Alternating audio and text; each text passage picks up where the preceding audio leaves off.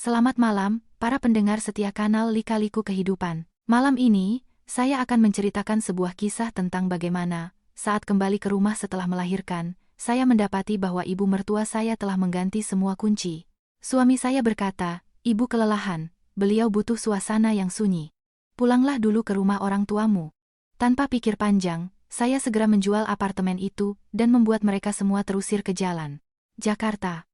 Puncak musim hujan. Di antara akhir tahun dan awal tahun baru. Angin lembab yang menusuk berembus di sela-sela menara apartemen yang baru dibangun. Udaranya tidak sedingin es, tapi cukup untuk membuat punggungku merinding. Di luar, di dekat pintu masuk stasiun KRL, beberapa gerobak masih menjual gorengan hangat dan aroma adonan yang digoreng bercampur dengan hawa dingin pagi yang basah. Aku memeluk erat buntalan kain berisi putraku, melangkah perlahan seolah berjalan di atas lapisan es tipis. Namaku Ratna. Usiaku 32 tahun. Aku bekerja sebagai kepala akuntan di sebuah jaringan toko bahan bangunan. Profesiku mungkin terasa kaku, tapi telah mengajariku untuk menjadi sangat teliti. Angka harus cocok dengan angka, dokumen harus sesuai dengan dokumen. Orang bilang, kebahagiaan seorang wanita ada pada suaminya, tapi aku percaya kebahagiaan itu ada di kepala yang jernih. Hanya saja, saat itu aku tidak pernah membayangkan bahwa kejernihan berpikir yang kubanggakan justru akan menjadi alasan kebencian mereka terhadapku. 3 hari di rumah sakit bersalin setelah operasi caesar, jahitan di perutku terasa seperti garis api yang membara. Putra kecilku, Arya, tertidur lelap, bibirnya mengerucut mungil, seolah masih menyusu dalam mimpinya. Aku merasa kasihan padanya, sekaligus pilu untuk diriku sendiri, karena suamiku, Bimo, hanya datang menjenguk 2 kali. Setiap kali, tak lebih dari 15 menit, masih mengenakan kemeja kerjanya, dengan suara yang terdengar lelah. "Proyek lagi dikejar, deadline, klien minta cepat," katanya.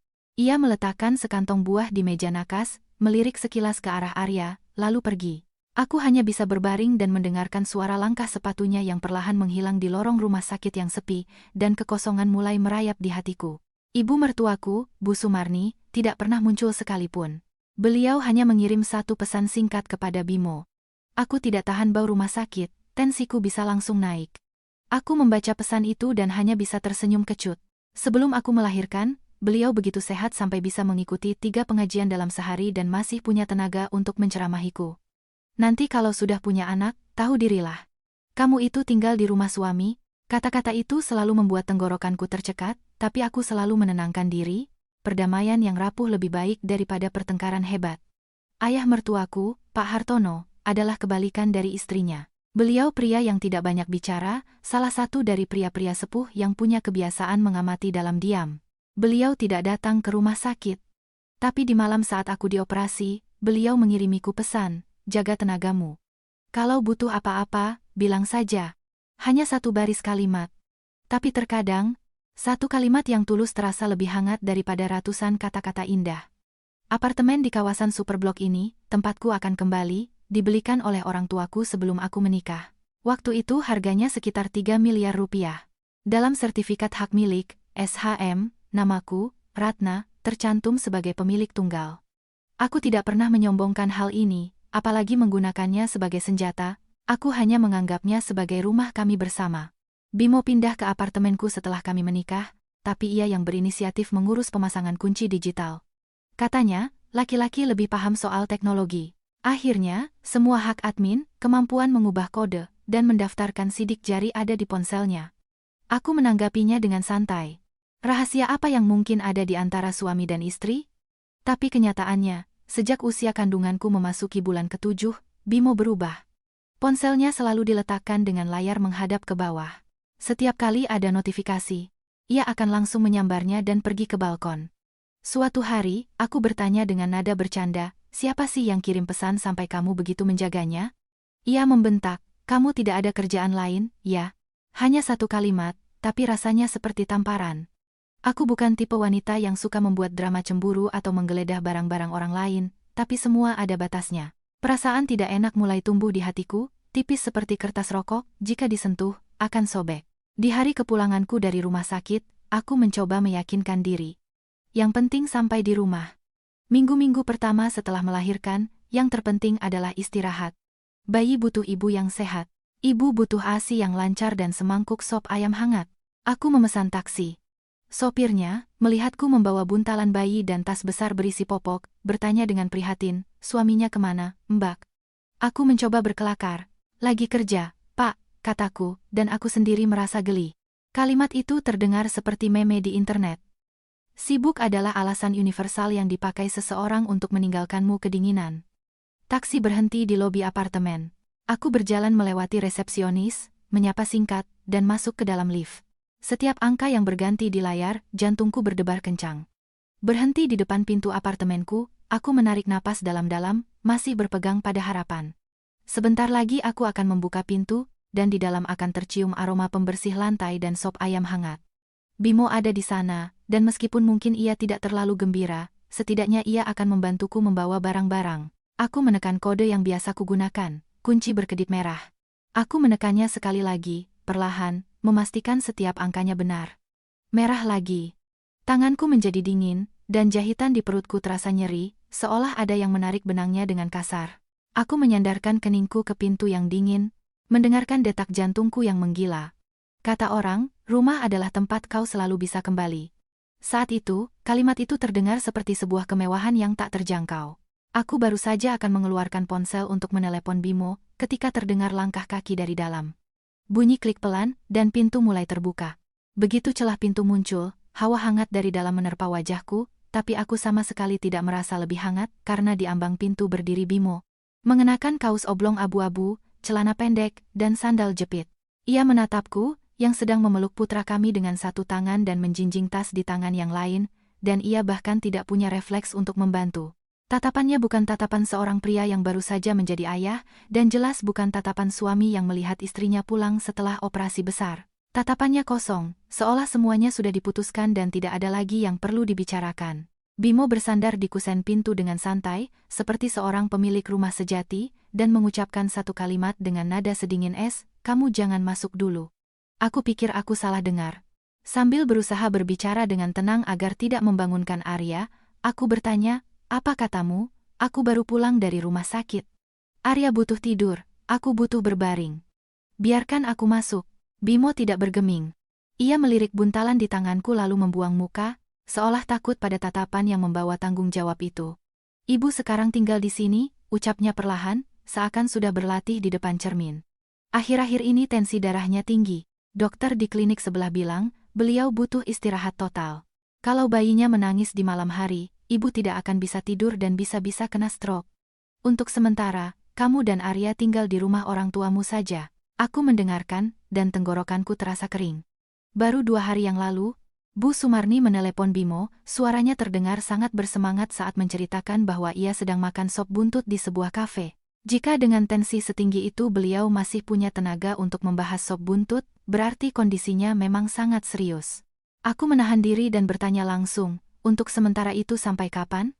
Bimo memutar bola matanya, seolah pertanyaanku adalah gangguan yang menyebalkan. "Sampai anaknya besar. Setahun, mungkin 2 tahun?" jawabnya dengan nada acuh tak acuh. Aku membeku.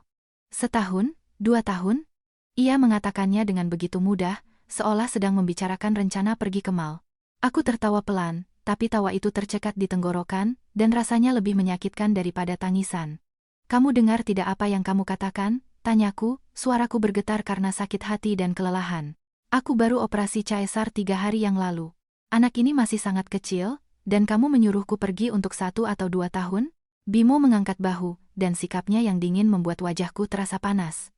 Ia bahkan menambahkan dengan nada menggurui, "Kamu itu menantu, harusnya kasihan sama ibu. Beliau sudah tua, bagaimana bisa tahan mendengar tangisan bayi?" Saat itu, dari dalam apartemen terdengar suara Bu Sumarni yang nyaring, suara yang terlalu sehat untuk orang sakit. "Bimo benar. Aku ini sudah tua, butuh ketenangan. Kalau malam-malam aku dengar tangisan bayi, tensiku bisa naik. Kalau terjadi apa-apa denganku, kamu yang tanggung jawab. Lagi pula, popok-popok itu bau, rumah ini baru saja dibersihkan. Jangan bawa barang-barang itu ke sini." Aku berdiri terpaku di koridor. Hembusan angin dingin terasa dari lorong lift. Punggungku merinding. Kalimat tentang popok bau itu terdengar seperti tamparan. Aku menatap buntalan di tanganku, pada putraku yang sedang tidur, dan aku merasa malu. Bukan malu karena miskin atau punya kekurangan, tapi malu karena aku diperlakukan seperti barang kotor. Aku menarik napas dalam-dalam. Profesi sebagai akuntan telah mengajariku satu hal, ketika seseorang mencoba membuatmu bingung, kau harus menjaga pikiranmu sejernih mungkin.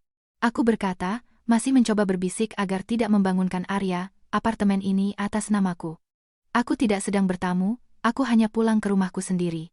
Mendengar itu, wajah Bimo menjadi gelap. Ia merendahkan suaranya, tapi ada nada ancaman yang jelas di dalamnya. Tidak usah pamer sertifikat di sini. Aku ini suamimu, dan rumah ini milik kita bersama. Masalah keluarga harusnya diselesaikan di dalam keluarga. Aku menatap lurus ke matanya. Selama beberapa detik, aku teringat malam-malam di usia kehamilan 8 bulan. Aku berbaring miring, sesak napas, sementara dia memunggungiku, asyik dengan ponselnya. Teringat aroma parfum wanita lain di kemejanya saat ia pulang dari acara kantor dengan klien. Teringat bagaimana ia, saat berbicara di telepon di balkon, menggumamkan kalimat, "Iya, nanti kalau dia sudah melahirkan, baru aku putuskan." Waktu itu aku berpikir itu hanya kecurigaanku saja. Kata orang, istri yang bijak tidak akan mengubah dirinya menjadi detektif. Tapi sekarang aku sadar, aku tidak curiga berlebihan. Aku hanya terlalu lambat menyayangi diriku sendiri. Bu Sumarni keluar dari apartemen dan berdiri di belakang Bimo. Penampilannya sama sekali tidak terlihat seperti orang sakit. Rambutnya disanggul tinggi. Ia mengenakan sweater wol merah, dan kalung emas berkilauan di lehernya. Setelah memandangku dari atas sampai bawah, ia mencibir. "Jangan mentang-mentang apartemen ini dibelikan orang tuamu. Sekali kamu jadi menantu di keluarga kami, hiduplah sesuai aturan kami. Apa yang aku katakan, itu yang akan Bimo lakukan." Mendengar itu, dadaku terasa sesak. Aku memanggilnya ibu selama bertahun-tahun. Aku selalu bersikap sopan di setiap acara keluarga, dari tahlilan hingga lebaran. Kue-kue lebaran, angpau untuk keponakan, semua aku yang siapkan. Dan sekarang, ia berdiri di hadapanku dan berbicara seolah aku orang asing yang datang untuk menghancurkan rumahnya. Aku menjawab dengan jelas, "Saya sedang menggendong cucu Anda. Saya hanya butuh berbaring. Jika ibu butuh ketenangan, saya dan bayi akan berada di kamar dengan pintu tertutup. Saya tidak akan membuat keributan." Bu Sumarni tersenyum sinis. "Kalau dia menangis di balik pintu tertutup, bagaimana? Kamu pikir apartemen ini kedap suara seperti hotel? Sudah kubilang, pulanglah ke rumah orang tuamu." Bimo menyambung. Suaranya terdengar seolah memberi restu. "Sudah, pulanglah ke rumah orang tuamu. Akhir pekan nanti, kalau aku sempat, aku akan mampir. Bilang ke orang tuamu untuk menyiapkan makanan yang enak." Kalimat itu seperti siraman air es. Aku menatap Bimo, lalu Bu Sumarni, dan untuk pertama kalinya dalam hidupku, aku mengerti arti kata kejam. Kekejaman tidak perlu teriakan atau makian. Cukup dengan mengatakannya dengan nada yang tenang. Putraku masih tertidur. Bibirnya bergerak-gerak, dadanya yang kecil naik turun. Tiba-tiba aku berpikir, jika aku berdiri di sini 10 menit lagi di tengah angin ini, dia bisa masuk angin. Dan jika aku menundukkan kepala dan patuh pulang ke rumah orang tuaku, mereka akan merasa menang dan tidak akan berhenti sampai di sini. Semakin lama kau hidup, semakin kau mengenal watak orang. Pepatah lama itu muncul di kepalaku. Pahit, tapi benar. Aku tidak berteriak atau berdebat. Aku hanya mundur setengah langkah, memeluk putraku lebih erat, dan mengeluarkan ponsel. Jari-jariku gemetar karena lelah, tapi suaraku tidak. Aku menekan nomor, hotline, badan pengelola apartemen yang tertempel di dinding lift dan berkata dengan jelas, seolah sedang membacakan laporan. "Halo, ini Ratna, pemilik unit nomor sekian, di lantai sekian. Ada konflik di depan pintu saya. Saya tidak diizinkan masuk ke apartemen saya sendiri. Saya mohon pihak pengelola untuk naik ke atas untuk menertibkan situasi dan membuat berita acara." Bimo tersentak. "Ratna, apa yang kamu lakukan?" Aku menatapnya.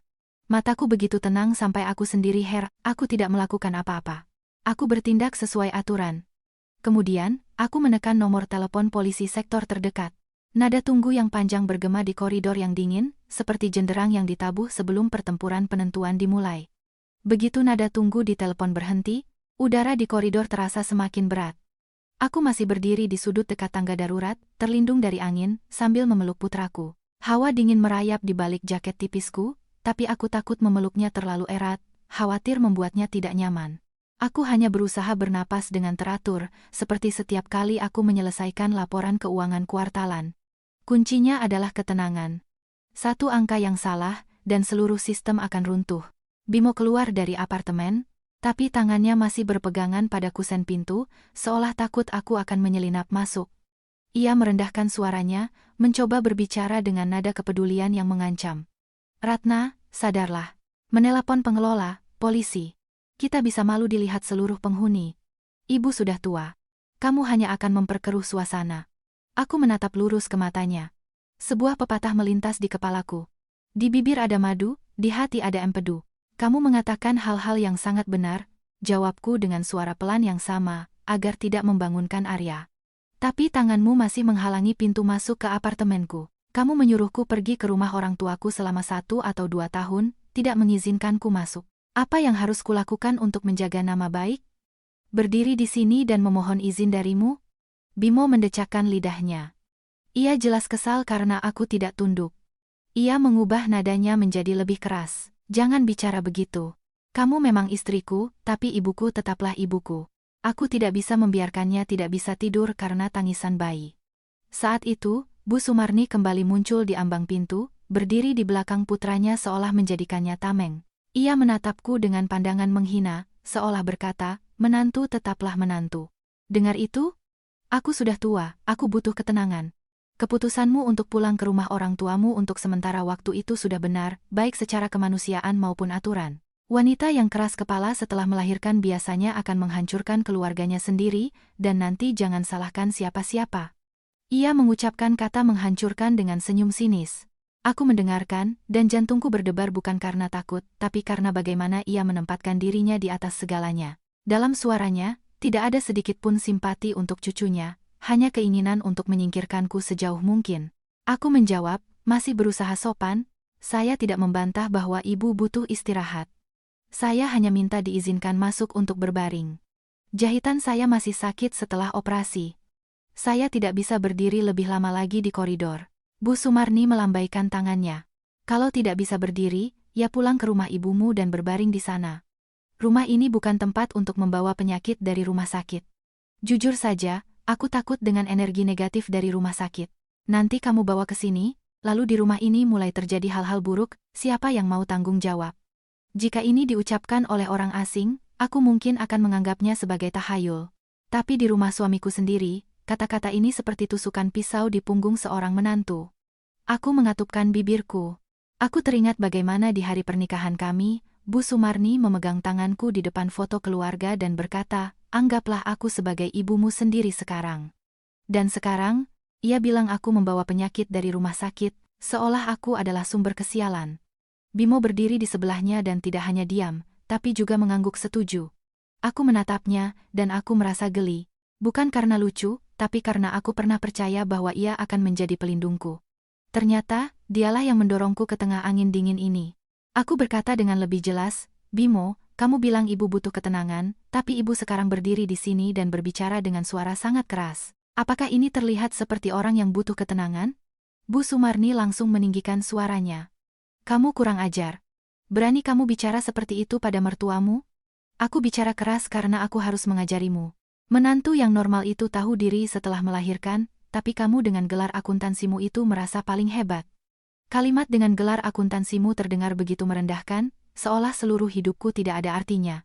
Tiba-tiba aku teringat bagaimana aku memberinya amplop berisi uang saat lebaran, bagaimana aku sendiri yang memasak opor ayam dan menghidangkan ketupat saat kumpul keluarga. Ia akan memakannya dan hanya berkomentar singkat, lumayan.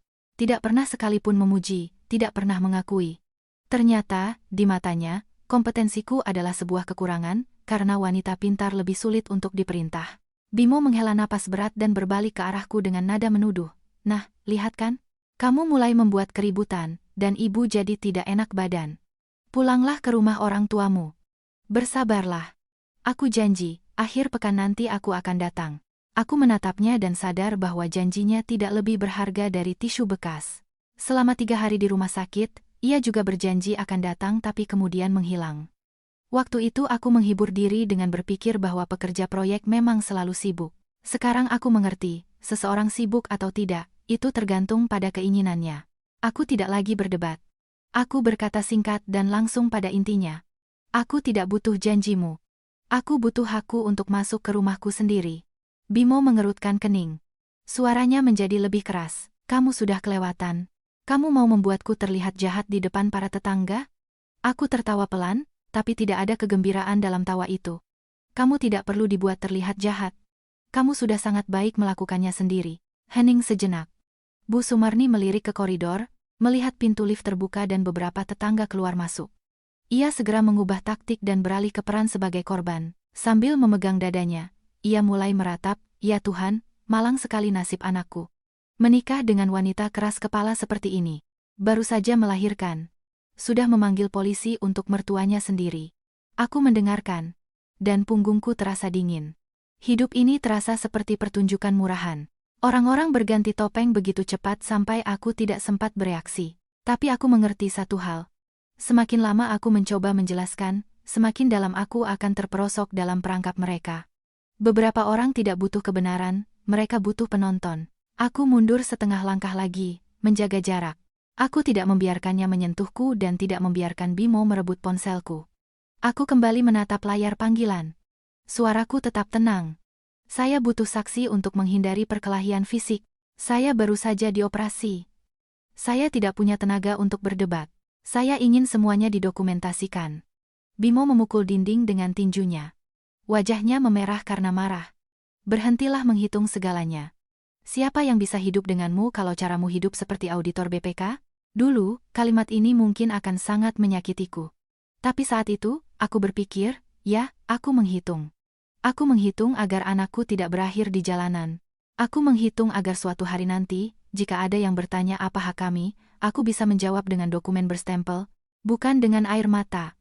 Aku berkata perlahan, ketika menyangkut perhitungan, kamu bilang itu pekerjaanku.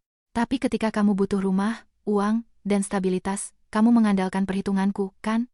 Aku hanya bersikap jujur dengan dokumen yang menjadi milikku.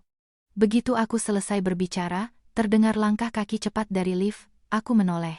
Seorang satpam berseragam dan di belakangnya seorang wanita dari badan pengelola apartemen, Ibu Rina.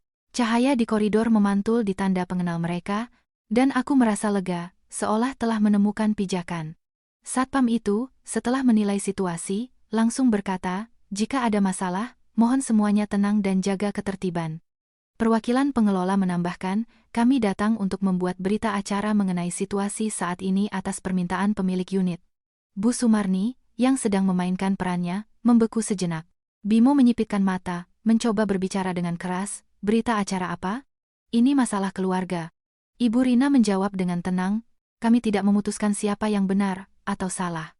Kami hanya mendokumentasikan situasi saat ini dan memastikan ketertiban di lingkungan apartemen." Saat itu, ponselku berdering. Nomor tak dikenal. Aku menjawabnya. Di seberang sana, terdengar suara pria yang tegas. "Kapten Polisi Nugroho di sini, dari Polsek. Anda di lantai berapa?" "Saya akan segera naik." Aku menatap Bimo. Rasa takut sudah tidak ada lagi. Aku sadar bahwa aku telah melakukan hal yang benar, karena terkadang, untuk menyelamatkan sebuah keluarga, kau tidak perlu bersabar, tapi memastikan anakmu mendapatkan tempat yang layak dan sah di dunia ini. Kapten Nugroho naik lebih cepat dari yang kuduga. Suara sepatunya yang mengetuk lantai keramik terdengar tegas dan mantap. Ia mengenakan pakaian sipil, dengan sebuah map di tangannya. Melihatku menggendong bayi, ia langsung merendahkan suaranya, seperti orang yang memahami situasi. "Anda Ibu Ratna, tenang saja. Bantuan apa yang Anda perlukan dari kami?" Sebelum aku sempat menjawab, Bimo menyela, suaranya tegang. "Pak Kapten, ini hanya masalah keluarga biasa. Suami istri bertengkar sedikit. Kenapa harus langsung panggil polisi?" Kapten Nugroho menatap Bimo, tatapannya tidak berat, tapi berbobot. Justru dalam masalah keluarga, ketenangan harus dijaga. Saya di sini untuk menjaga ketertiban, mencegah konflik, dan mendokumentasikan situasi sesuai permintaan pelapor. Ibu Rina dari pihak pengelola sudah menyiapkan formulir berita acara, sementara Satpam, Pak Agus, mundur selangkah, mengawasi agar tidak ada yang mulai berkelahi atau mencoba merebut barang. Aku merasa suaraku sedikit serak karena terlalu lama berdiri di udara dingin, tapi aku berusaha berbicara dengan jelas. 3 hari yang lalu saya menjalani operasi caesar. Saya tidak diizinkan masuk ke apartemen saya sendiri. Saya ingin pihak pengelola dan polisi menjadi saksi atas fakta ini, agar tidak terjadi hal-hal yang tidak diinginkan. Bayi saya masih kecil. Saya khawatir dia kedinginan.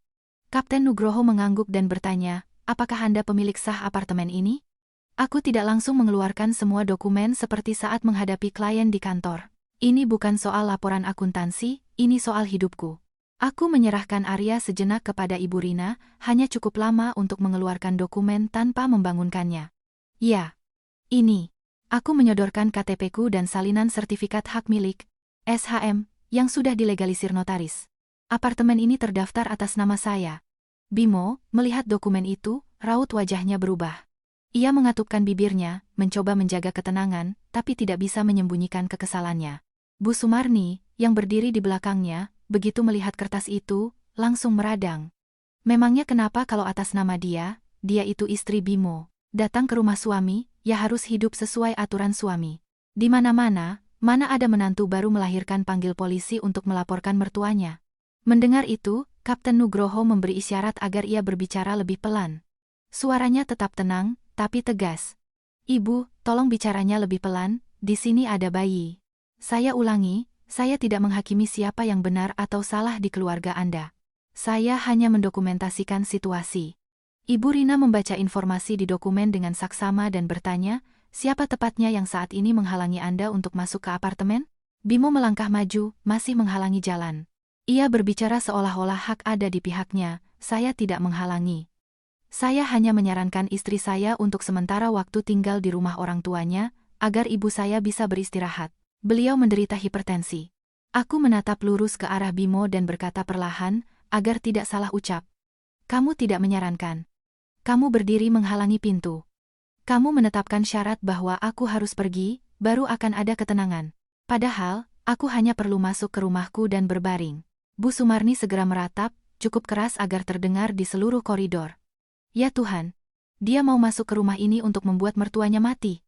Dia ingin aku tidak bisa tidur, supaya aku kena serangan jantung.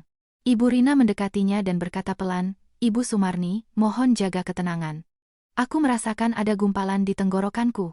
Bukan karena takut, tapi karena bagaimana ia memanggilku dia, seolah dalam satu kalimat ia mengubah dirinya menjadi korban. Aku teringat nasihat ayahku. Kalau ada masalah, jangan buru-buru marah. Marah itu mengganggu akal sehat. Aku mengingatkan diriku pada sebuah kearifan lokal. Kata-kata yang baik tidak butuh biaya, tapi bisa menciptakan keajaiban. Tapi bagi mereka yang mencoba menindasmu, kata-kata yang baik sama saja seperti mengikat tanganmu sendiri. Kapten Nugroho menoleh ke arah Bimo. Apakah Anda memiliki dokumen yang membuktikan hak kepemilikan Anda atau kepemilikan bersama atas apartemen ini? Bimo ragu-ragu, menggaruk kepalanya, dan menjawab dengan mengelak, saya suaminya. Saya tinggal di sini sejak kami menikah. Kapten Nugroho mengangguk ringan. Hubungan pernikahan adalah satu hal, hak kepemilikan properti adalah hal lain. Jika Ibu Ratna adalah pemilik sah dan dihalangi, pihak pengelola berhak membuat berita acara. Sengketa mengenai tempat tinggal atau harta benda silakan diselesaikan sesuai prosedur hukum yang berlaku. Bimo berbalik tajam ke arahku.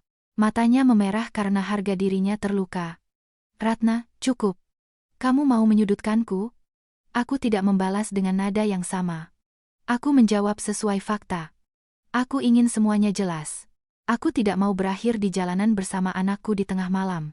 Ibu Rina mulai menulis berita acara, membawa situasi kembali ke ranah hukum. Ia membacakan setiap poin agar tidak ada perdebatan di kemudian hari. Pemilik unit, Ibu Ratna, meminta bantuan badan pengelola karena adanya penghalangan akses ke unit tempat tinggalnya. Pihak yang dilaporkan menghalangi adalah Bapak Bimo. Ibu Sumarni telah membuat keributan di area umum koridor. Waktu kejadian, Bimo langsung bereaksi. Penghalangan apa? Saya tidak menghalangi. Satpam, Pak Agus, menatapnya dan berkata pelan tapi tegas. Anda berdiri menghalangi pintu. Kami semua melihatnya. Kalimat itu membuat Bimo terdiam. Bu Sumarni beralih ke air mata. Ia cepat-cepat mengusap matanya dan meratap, aduh, malangnya nasibku. Menantuku mengusir mertuanya ke jalan. Dosa apa aku di masa tua ini? Aku menatapnya, dan aku merasa kasihan padanya. Tapi hanya kasihan karena ia terbiasa menggunakan air mata sebagai senjata. Aku tidak ingin mengusirnya. Aku hanya ingin ia mengembalikan hakku untuk menjadi seorang ibu, hak untuk berada dengan tenang di rumahku sendiri. Kapten Nugroho bertanya padaku, Ibu Ratna, bagaimana Anda ingin menyelesaikan situasi ini sekarang? Aku menatap putraku. Ia masih tertidur, tapi bibirnya bergerak-gerak, seolah akan menangis. Aku tidak bisa berdiri lebih lama lagi. Aku menjawab dengan tegas, tapi sopan. Saya menuntut akses segera ke dalam apartemen. Saya menuntut penggantian silinder kunci untuk keamanan. Barang-barang pribadi Bimo dan Ibu Sumarni akan saya serahkan nanti di hadapan perwakilan dari badan pengelola. Mata Bimo melotot. Kamu serius mau ganti kunci? Kamu mau mengusirku ke jalan? Kapten Nugroho segera menengahi dengan nada netral. Jika beliau adalah pemilik sah, beliau berhak mengganti kunci untuk menjamin keamanannya. Namun, beliau juga wajib memberikan Anda kesempatan yang wajar untuk mengambil barang-barang pribadi Anda. Penyerahan barang sebaiknya dilakukan dengan saksi untuk menghindari sengketa lebih lanjut. Aku mengangguk. Ya, saya setuju. Saya tidak akan merusak barang-barang atau menahan dokumen siapapun. Saya hanya butuh ketenangan untuk anak saya. Ibu Rina menyodorkan berita acara kepada Bimo untuk ditandatangani. Ia menatap kertas itu dengan wajah tegang, lalu menggelengkan kepalanya dengan cepat. Saya tidak akan menandatangani ini. Saya tidak mengakui berita acara ini. Ibu Rina dengan tenang membuat catatan di bawah kolom tanda tangan. Menolak untuk menandatangani. Hanya 3 kata. Tapi 3 kata itu seperti simpul mati yang tidak bisa lagi diurai dengan bujukan lisan. Bu Sumarni, melihat itu, berteriak lebih keras lagi, jangan tanda tangan. Nanti dia merebut rumah ini darimu. Aku menoleh padanya. Untuk pertama kalinya, aku mengubah panggilanku. Bukan lagi ibu. Suaraku pelan tapi mantap. Ibu Sumarni, apartemen ini terdaftar atas nama saya. Saya tidak merebut apapun dari siapapun. Saya hanya melindungi tempat untuk anak saya. Setelah mengatakan itu, aku meminta Ibu Rina untuk menggendong Arya sebentar dan melangkah masuk ke dalam apartemen. Bimo masih berdiri di ambang pintu, tapi Pak Agus melangkah maju, cukup untuk membuat celah agar aku bisa lewat. Aku berjalan melewati suamiku, merasa seperti berjalan melewati orang asing. Di dalam, apartemen berbau pembersih. Ruang tamu terang benderang, seolah tidak ada yang terjadi. Tapi aku sadar, sejak saat ini, rumah ini bukan lagi sarang keluarga yang hangat. Ini telah menjadi medan perang, dan aku terpaksa bertarung di dalamnya sesuai hukum, dengan kepala dingin, bukan dengan air mata. Aku membaringkan Arya di sofa agar ia aman, dan kembali ke pintu, berkata cukup keras agar semua orang mendengar. Saya akan segera memanggil tukang kunci untuk mengganti kuncinya. Barang-barang pribadi Bimo dan Ibu Sumarni bisa diambil besok jam 9 pagi. Saya hanya akan menyerahkannya di hadapan perwakilan dari badan pengelola. Saya baru saja dioperasi dan tidak berniat berdebat lebih lama lagi. Tidak ada yang menjawab. Hanya terdengar napas berat Bimo dan isak tangis Bu Sumarni yang mencoba mencari simpati. Tapi aku tidak lagi dalam posisi untuk meminta simpati. Aku dalam posisi di mana segalanya harus sangat jelas. Tukang kunci datang ketika jam sudah menunjukkan lebih dari pukul 9 malam. Ia masuk sambil membawa tas peralatannya yang bergemerincing dan menatap semua orang. Sepertinya ia bisa menebak ada yang tidak beres di apartemen ini. Ibu Rina dari pihak pengelola mempersilakannya masuk. Kapten Nugroho berdiri di koridor, menjaga jarak, cukup untuk membuat semua orang paham bahwa malam ini tidak akan ada keributan lagi. Aku duduk di tepi sofa, memeluk putraku. Arya mulai merengek. Matanya terbuka dan tertutup, entah karena kedinginan atau karena bau pembersih yang menyengat. Aku membenarkan bedongnya, memeluknya ke dada, dan mulai menepuk punggungnya pelan. Saat itu, segalanya bagiku bermuara pada satu hal, jangan biarkan dia menangis. Jika dia menangis, Bu Sumarni akan punya alasan untuk menggelar pertunjukan berikutnya tentang tekanan darahnya, dan aku sudah tidak punya tenaga untuk bermain dalam teaternya. Bimo berdiri di dekat pintu, wajahnya merah padam. Ia meremas ponselnya dengan gugup. Ia menatap tukang kunci itu seolah melihat penyusup dan berkata dengan kasar, "Kenapa Anda mengganti kunci? Saya sudah tinggal di apartemen ini bertahun-tahun." Tukang kunci itu berhenti dan menatap Ibu Rina. Ibu Rina menjawab dengan gaya profesionalnya, "Laksanakan tugas Anda sesuai permintaan pemilik. Kehadiran polisi menjamin legalitasnya. Lakukan saja pekerjaan Anda." Bimo menoleh ke arahku. "Ratna, kamu sudah sejauh ini? Kamu mau membuatku terlihat seperti numpang di mata semua orang?" Aku mengangkat kepala, tidak terpancing emosi, dan menjawab singkat dan jelas, "Aku tidak membuat siapapun terlihat seperti apapun." Dokumen yang berbicara. Kapten Nugroho menatap Bimo. Suaranya tetap tenang, tapi berbobot. "Pak Bimo, tenang. Sesuai dokumen yang ditunjukkan, beliau adalah pemilik sah apartemen. Penggantian kunci adalah tindakan pengamanan. Anda punya hak untuk mengambil barang-barang pribadi Anda dalam jangka waktu yang wajar, tapi Anda tidak boleh menghalangi atau membuat keributan." Saat itu, dari dalam kamar, Bu Sumarni keluar. Ia sudah mengenakan mantel hangat dan melilitkan syal di lehernya, seolah bersiap untuk pergi. Tapi tatapannya bukan tatapan orang yang akan pergi. Itu adalah tatapan orang yang sedang menimbang-nimbang apa lagi yang bisa diambil. Ia menyapu ruang tamu dengan matanya. Pandangannya berhenti pada televisi besar di dinding. Ia mendecakkan lidah dan berkata seolah tidak terjadi apa-apa, "Nah, karena dia mengusir kita, aku akan ambil televisi ini, biar tidak sia-sia. Di apartemen ini juga ada uang anakku." Aku tidak membalas dengan sinis. Aku hanya menghela napas, mengambil ponselku, dan membuka folder berisi bukti pembayaran elektronik yang sudah kurapikan sejak membeli semua perabotan. Kebiasaan profesional. Segalanya harus ada dokumennya. Bukan untuk pamer, tapi agar tidak dipermainkan. Aku menunjukkan layar ponselku kepada Ibu Rina dan Kapten Nugroho. Ini bukti pembayaran televisinya, atas nama Ratna. Pembayaran dari kartu saya. Alamat pengiriman, semuanya tertera. Bu Sumarni terdiam. Bimo menggeram. Terus kenapa? Memang kwitansinya atas namamu. Tapi uangnya kan aku yang kasih. Aku menatapnya dengan tenang, heran pada diriku sendiri. Memberi atau tidak, itu yang harus kamu buktikan. Sementara aku, punya bukti pembayaran dan mutasi rekening bank. Kalimat itu membuat Bimo terdiam, karena di lubuk hatinya ia tahu, aku tidak pernah bicara omong kosong. Aku hidup dengan angka, dan angka tidak kenal ampun. Gagal mengambil televisi, Bu Sumarni beralih ke target lain. Ia mendekati rak sepatu, menarik keluar beberapa pasang sepatu baru dan bergumam, sepatu ini juga dibeli pakai uang anakku. Aku kembali membuka bukti pembayaran, kali ini dari toko online, dan lagi-lagi atas namaku. Aku tidak berdebat, aku hanya menunjukkan bukti. Pak Agus, Satpam, melihat bagaimana ia melempar-lempar sepatu dan berkata pelan, "Ibu, tolong ambil barang-barang pribadi Anda saja. Yang milik pemilik unit, tolong ditinggalkan." Bu Sumarni berbalik tajam. Matanya berkilat. "Kamu ini Satpam, tapi membela dia. Berapa dia bayar kamu?" Pak Agus memerah, tapi menjawab dengan profesional, "Saya tidak membela siapa-siapa. Siapa yang punya dokumen, dia yang benar." Mungkin kalimat inilah yang paling membuat Bu Sumarni marah, karena ia terbiasa menang dengan teriakan. Dihadapkan dengan orang yang hanya mengakui kertas, ia menjadi tak berdaya. Bimo, melihat ibunya terpojok, berjalan ke kamar tidur dan mulai membuka laci-laci dengan suara gaduh. Aku sadar ia sedang mencari sesuatu yang bisa menyudutkanku, dokumen, perhiasan. Aku langsung berdiri. Jahitanku terasa sakit sampai mataku berkunang-kunang. Tapi aku tetap berjalan ke pintu kamar dan menghalangi jalannya dengan tubuhku. Suaraku menjadi lebih tegas. "Bimo, ambil barang-barang pribadimu, aku tidak melarang. Tapi dokumen apartemen, akta kelahiran anak, dan apapun yang bukan milikmu, jangan disentuh." Bimo membeku, menatapku seolah ingin mengatakan sesuatu yang sangat menyakitkan.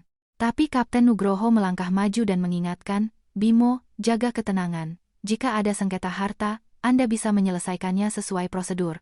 Mengambil barang secara sepihak yang kepemilikannya tidak jelas hanya akan menimbulkan masalah bagi Anda sendiri di kemudian hari." Aku kembali ke ruang tamu, mengambil sebuah tas kain besar, dan meletakkannya di tengah ruangan. Aku melakukan persis seperti yang kujanjikan. Tanpa tipu daya, barang-barang pribadimu, pakaian, sepatu, dokumenmu. Masukkan ke sini. Barang-barang ibumu, di tas terpisah. Jika kamu merasa membeli barang lain, tunjukkan buktinya, dan aku akan izinkan kamu mengambilnya. Bu Sumarni mencibir. Apa-apa harus ada buktinya. Siapa yang hidup seperti itu? Aku menjawab dengan lembut, tapi tidak mengalah. Bukti diperlukan agar nanti tidak ada tuduhan kosong.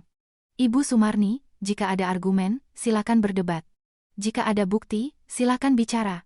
Tanpa bukti, perdebatan apapun hanya akan menjadi keributan. Kalimat itu membuatnya terdiam sejenak.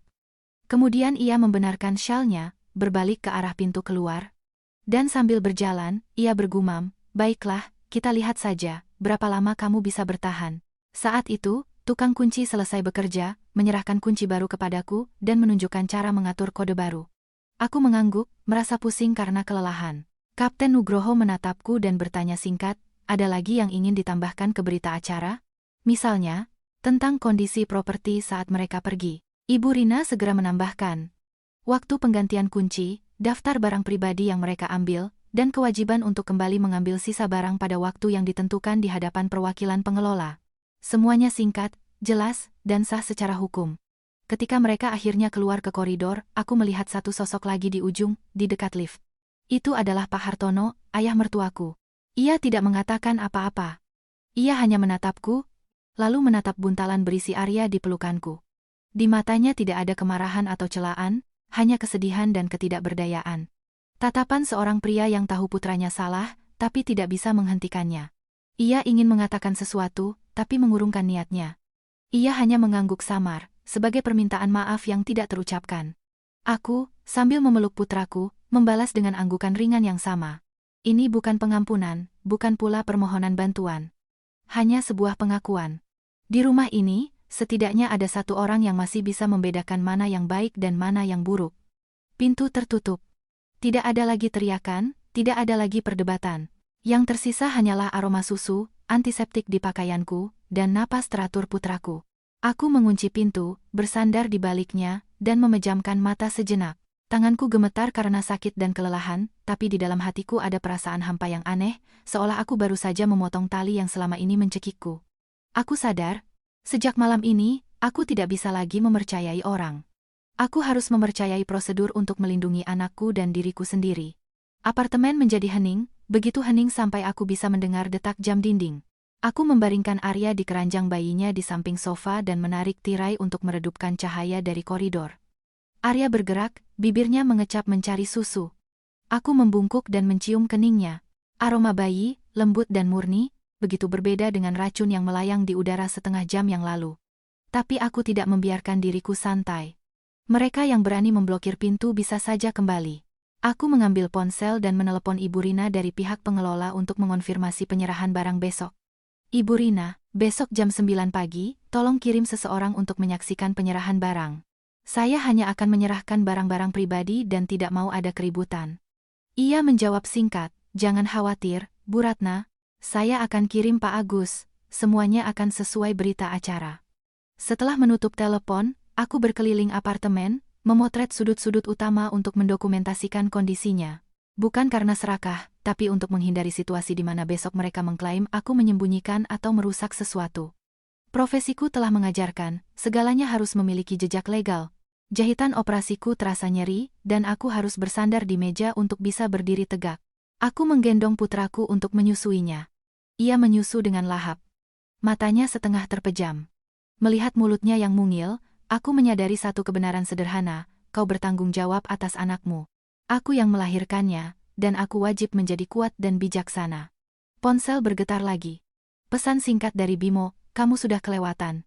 Besok kita bicara. Tidak ada satu kata pun tentang putranya, tidak ada pertanyaan apakah aku kesakitan. Hanya kita bicara, seolah ia memanggil bawahannya ke ruangannya. Aku tidak menjawab. Diam saat ini bukanlah kekalahan, melainkan cara untuk tidak memberi mereka amunisi baru untuk memanipulasi. Aku mengubah ponsel ke mode hening dan meletakkannya. Sekitar pukul 10 malam, bel pintu berbunyi singkat, jantungku berdebar. Aku memeluk Arya dan mengintip dari lubang pintu. Di luar berdiri Pak Hartono. Sendirian, mengenakan jaket tua, dengan rambutnya yang memutih dan acak-acakan oleh angin. Ia menatap lurus ke lubang pintu, seolah tahu aku sedang mengawasinya. Aku membuka pintu sedikit, dengan rantai pengaman masih terpasang. Suaraku pelan. Pak Hartono, ada apa? Ia terdiam beberapa detik, lalu berkata dengan suara serak, saya datang untuk melihat keadaanmu dan cucuku. Kamu tadi berdiri lama di tengah angin setelah operasi. Saya khawatir. Hanya satu kalimat, tapi tenggorokanku terasa tercekat. Aku ingin bertanya mengapa ia diam saja tadi, tapi aku menahan diri.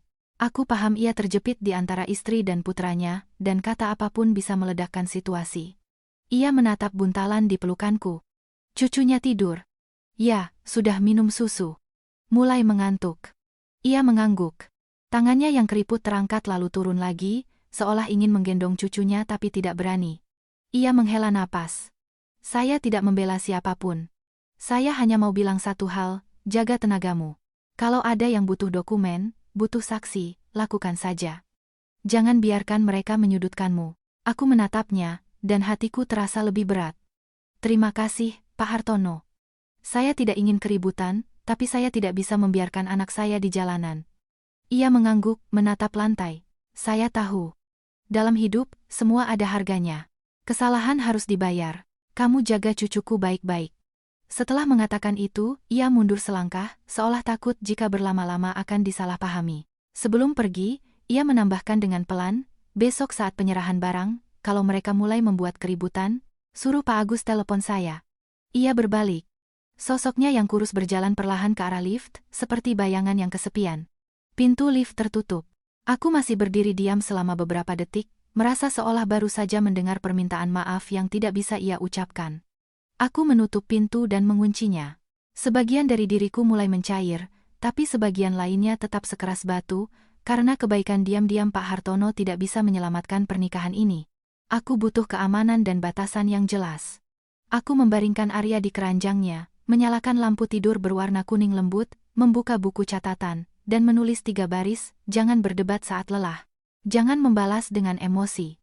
Semua tindakan harus sesuai prosedur. Setelah menulis, aku menutup buku itu, seolah mengikat sebuah sumpah.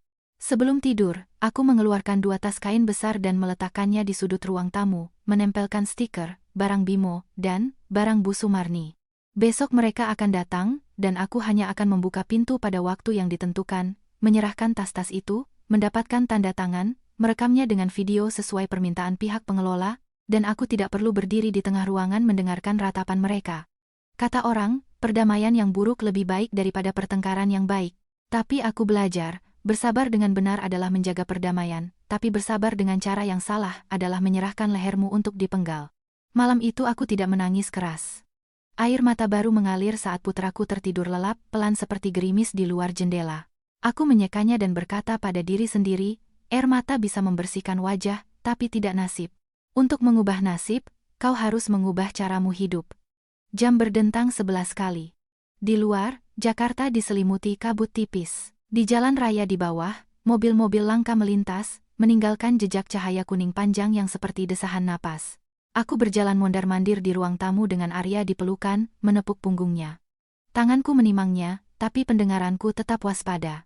Bukan karena paranoia, tapi karena aku baru saja belajar sebuah pelajaran yang sangat mahal. Jika kau tidak melindungi pintu rumahmu sendiri, orang lain akan menutupnya untukmu sesuai keinginan mereka. Arya kembali tertidur, kepalanya terkulai. Aku membaringkannya di keranjang, membenarkan selimutnya. Setelah itu, aku duduk di sofa dan menghela napas panjang. Jahitanku terasa ditarik seolah ada yang memainkan benangnya, dan aku ingin sekali memejamkan mata dan menyerah. Tapi bagaimana bisa menyerah? Jika kau menyerah, semua akan menimpamu. Aku membuka ponsel, tidak lagi membaca pesan dari Bimo. Aku melakukan hal lain. Aku mulai menulis. Membuka aplikasi catatan dan mengetik seolah sedang menyusun laporan. 20.10, tiba di depan pintu. Kunci tidak berfungsi. 20.12. Bimo membuka pintu, tidak mengizinkan masuk. 20.15, Bu Sumarni menyebut bau popok, menuntut saya pergi ke rumah orang tua. 20.25, menelepon badan pengelola. 20.33, polisi tiba. 25.45. Berita acara dibuat. 21.30, penggantian kunci. Aku tidak menambahkan emosi, hanya fakta. Emosi bisa diperdebatkan, tapi waktu dan peristiwa lebih sulit disangkal.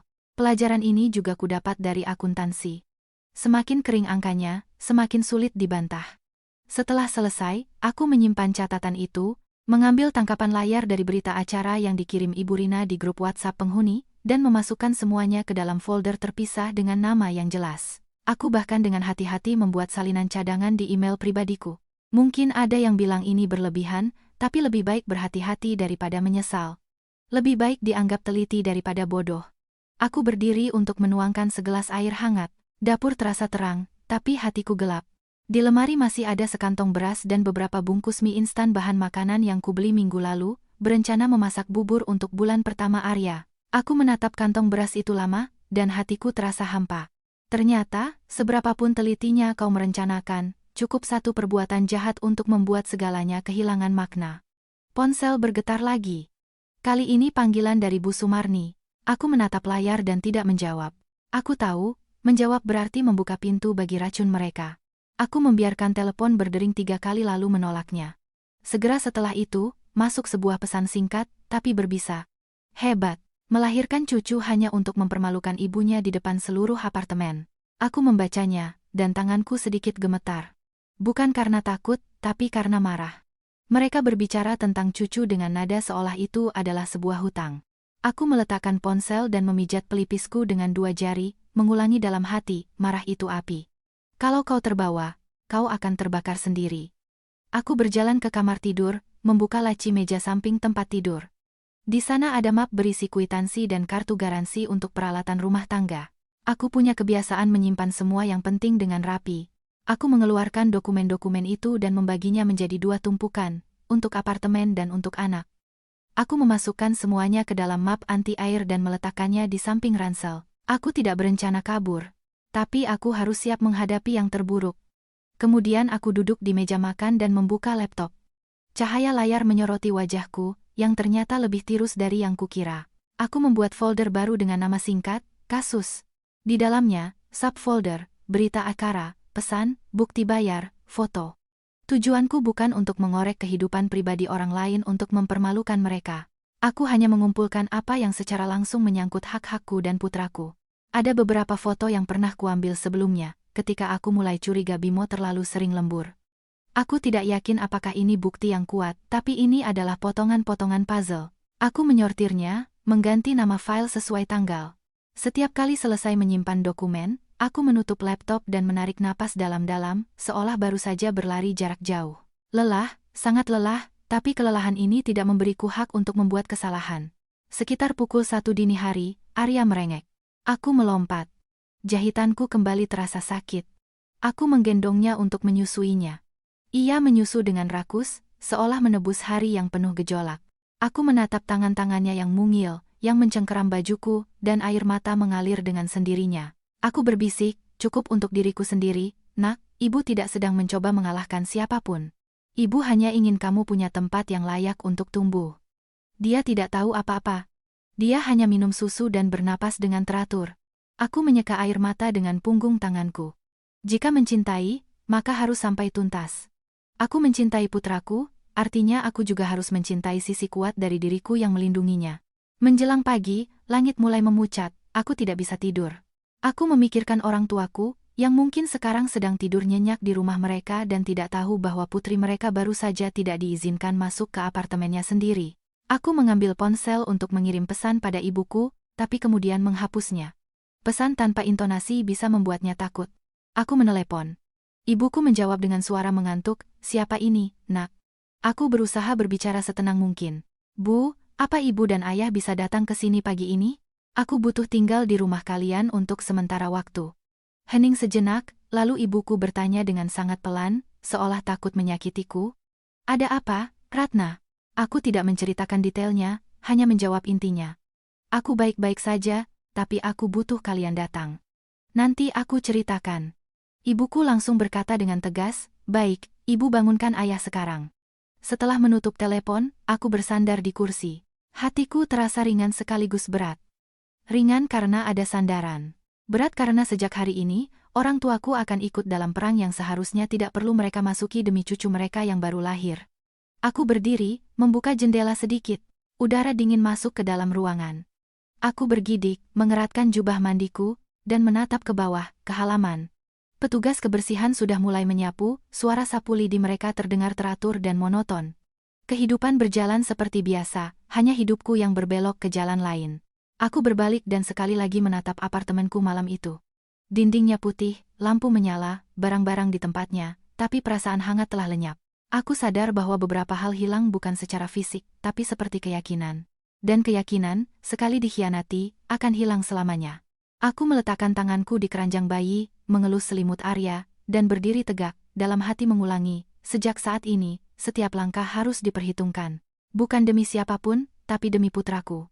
Begitu fajar menyingsing, aku mendengar suara lift yang pelan. Aku tidak lagi terkejut, aku hanya menggendong Arya, berjalan ke pintu, dan mengintip dari lubang. Di sana berdiri Pak Agus, Satpam, dengan buku catatan dari badan pengelola. Di sebelahnya Ibu Rina, dengan wajah serius tapi tidak dingin. Ibu Rina berkata pelan dari balik pintu, "Ibu Ratna, kami datang sesuai janji. Kita selesaikan ini dengan cepat agar ibu bisa istirahat." Aku membuka pintu, membiarkannya tetap terpasang rantai pengaman. Udara pagi di koridor terasa dingin, tapi bersih. Aku mempersilakan Ibu Rina masuk ke ruang tamu, sementara Pak Agus tetap di ambang pintu untuk memastikan tidak ada yang menerobos masuk. Aku tidak lagi merasa canggung karena merepotkan pihak pengelola. Semalam aku belajar, rasa malu di tempat yang tepat adalah martabat, tapi di tempat yang salah adalah penghancuran diri. Pukul 9 kurang 10, Bimo dan Bu Sumarni muncul. Mereka berjalan cepat, tergesa-gesa, seolah takut terlambat dan kehilangan hak mereka. Bimo mengenakan jaket hitam dengan wajah muram. Bu Sumarni melilitkan syal di lehernya. Di tangannya ada tas kosong, sepertinya untuk barang-barang, tapi matanya menyapu sekeliling seperti seorang auditor. Ibu Rina berbicara lebih dulu, dengan sangat jelas. Kemarin telah dibuat berita acara.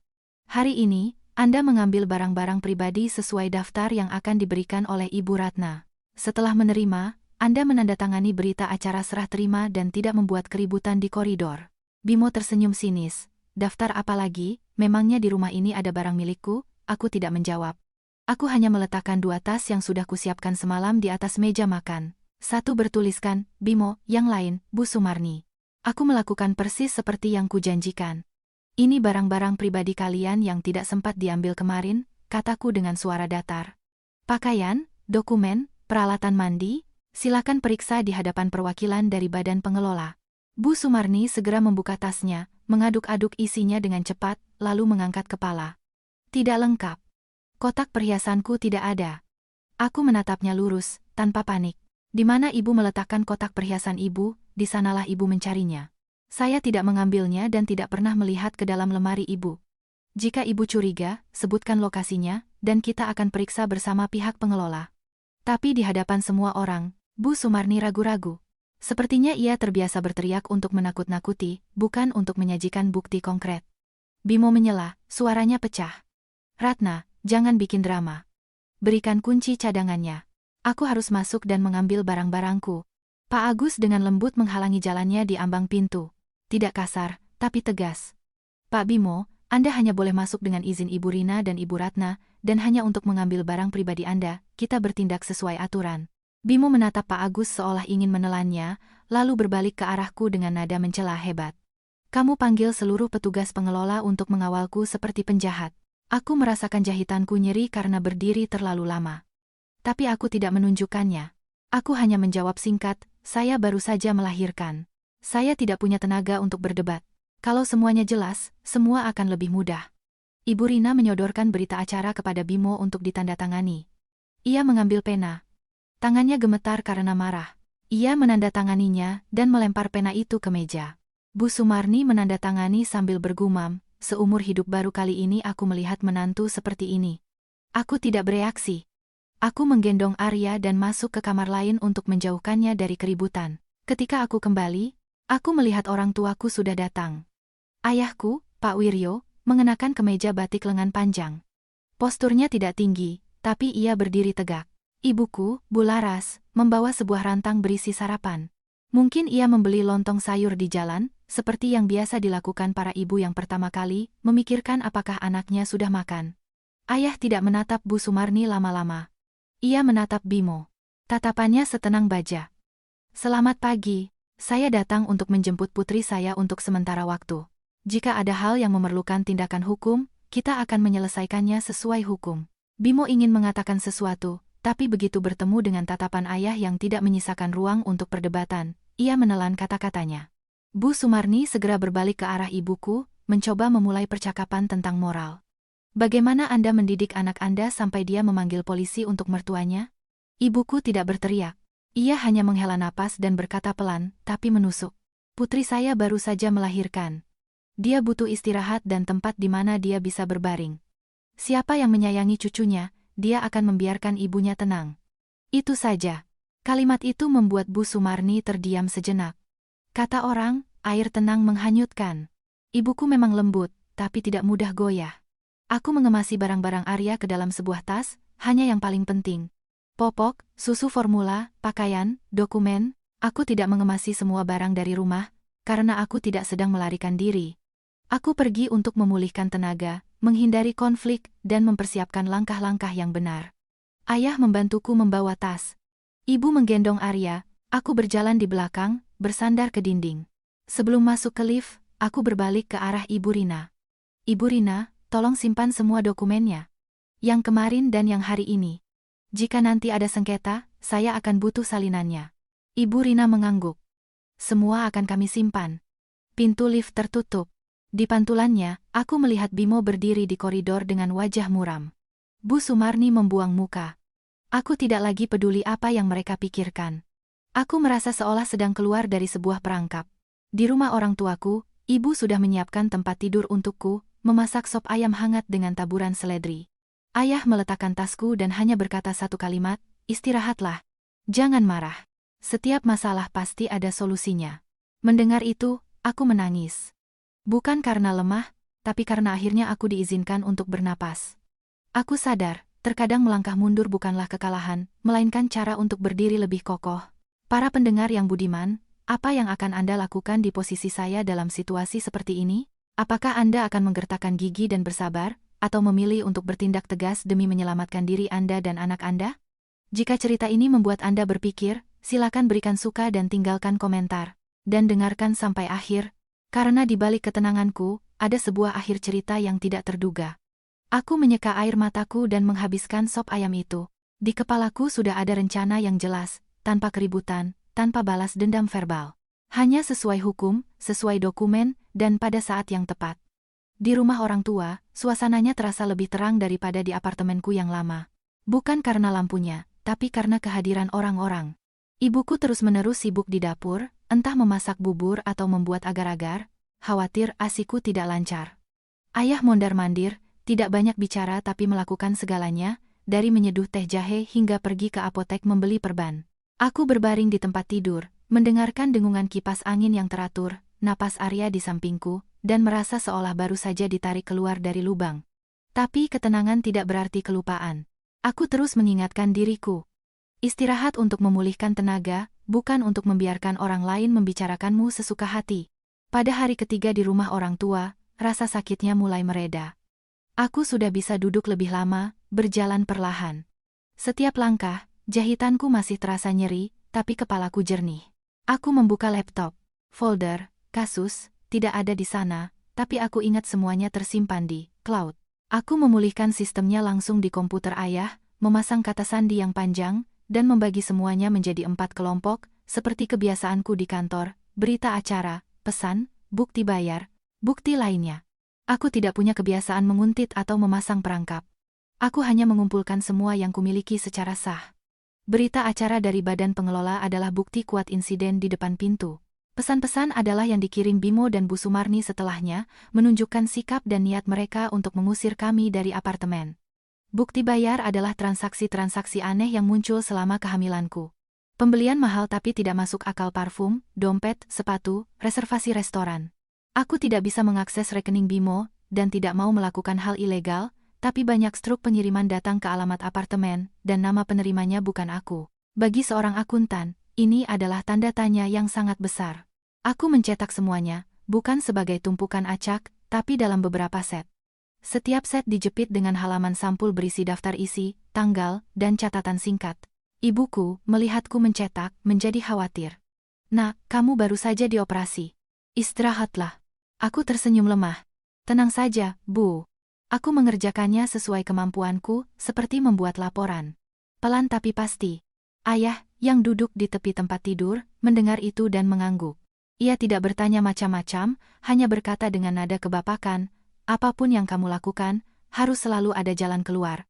Dengan dokumen, kamu tidak perlu takut difitnah." Malam itu, Bimo menelepon. Aku membiarkan telepon berdering beberapa kali sebelum menjawab. Bukan untuk jual mahal, tapi untuk memastikan suaraku tidak akan bergetar. "Ratna, kamu pulang ke rumah orang tuamu, ya pulang saja, tapi jangan membesar-besarkan ini jadi skandal. Nanti orang-orang lihat, dikira aku menyakitimu," katanya, berusaha menahan amarah. Aku tidak lagi bertanya apakah ia mencintai putranya. Aku mengajukan pertanyaan lain, langsung dan dingin. "Bagaimana kamu mau menyelesaikan masalah ini? Dengan obrolan atau dengan dokumen?" Bimo tertawa sinis. "Kamu ini isinya dokumen melulu. Kamu pikir, karena kamu punya SHM, kamu bisa melakukan apa saja?" Aku menjawab dengan tenang, "Tidak. Dulu aku berpikir, jika aku punya anak kecil, orang-orang akan bersikap manusiawi. Tapi kamu tidak, jadi aku harus bersikap manusiawi terhadap diriku sendiri." Di seberang sana hening sejenak, lalu Bimo melontarkan kalimat seolah menabur garam di atas luka. "Kamu pintar, tapi tidak ada yang suka wanita yang terlalu pintar." Ia menutup telepon, tidak mau berdebat lebih jauh. Aku sadar. Bagi Bimo, kepintaranku adalah duri, tapi bagiku saat itu adalah pelampung penyelamat. Keesokan paginya, aku bertemu dengan seorang pengacara, Ibu Olivia. Ia direkomendasikan oleh rekan kerjaku. Arya kutinggalkan bersama ibu. Ayah mengantarku ke sebuah kafe yang tenang di dekat kantor pengacara. Kami memilih meja di sudut. Aku duduk dan meletakkan map berisi dokumen di atas meja. Ibu Olivia melihat tumpukan kertas yang tebal, mengangkat alisnya karena terkejut. Anda sudah sangat siap, ya?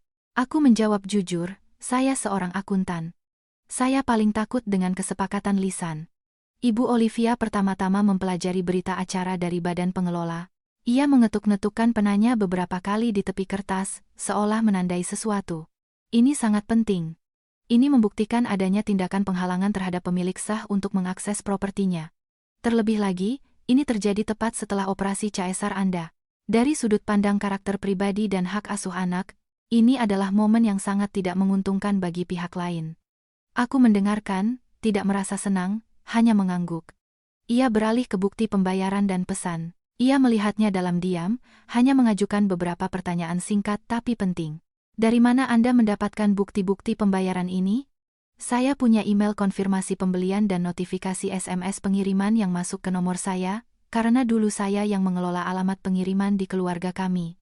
Ibu Olivia mengangguk. Semua yang didapat secara sah bisa digunakan. Tapi ingat, jangan sekali-kali mengunggah ini ke internet atau menyebarkannya ke pihak luar dengan tujuan mencemarkan nama baik. Kita menang di pengadilan, bukan karena opini publik. Aku langsung menjawab, saya tidak mau mencemarkan nama baik siapapun. Saya hanya butuh keamanan dan hak untuk membesarkan anak saya. Ibu Olivia bersandar di kursinya dan beralih ke pokok permasalahan. Apartemen atas nama Anda, dibeli sebelum menikah. Kemungkinan untuk dibagi sangat kecil. Tapi Anda harus mematuhi satu aturan, barang-barang dan dokumen mereka tidak boleh Anda musnahkan atau tahan secara ilegal. Setiap penyerahan harus dilakukan dengan saksi, idealnya dengan berita acara. Aku teringat 2 tas itu, adegan penandatanganan berita acara di hadapan pihak pengelola, dan sadar bahwa aku telah mengambil langkah pertama dengan benar.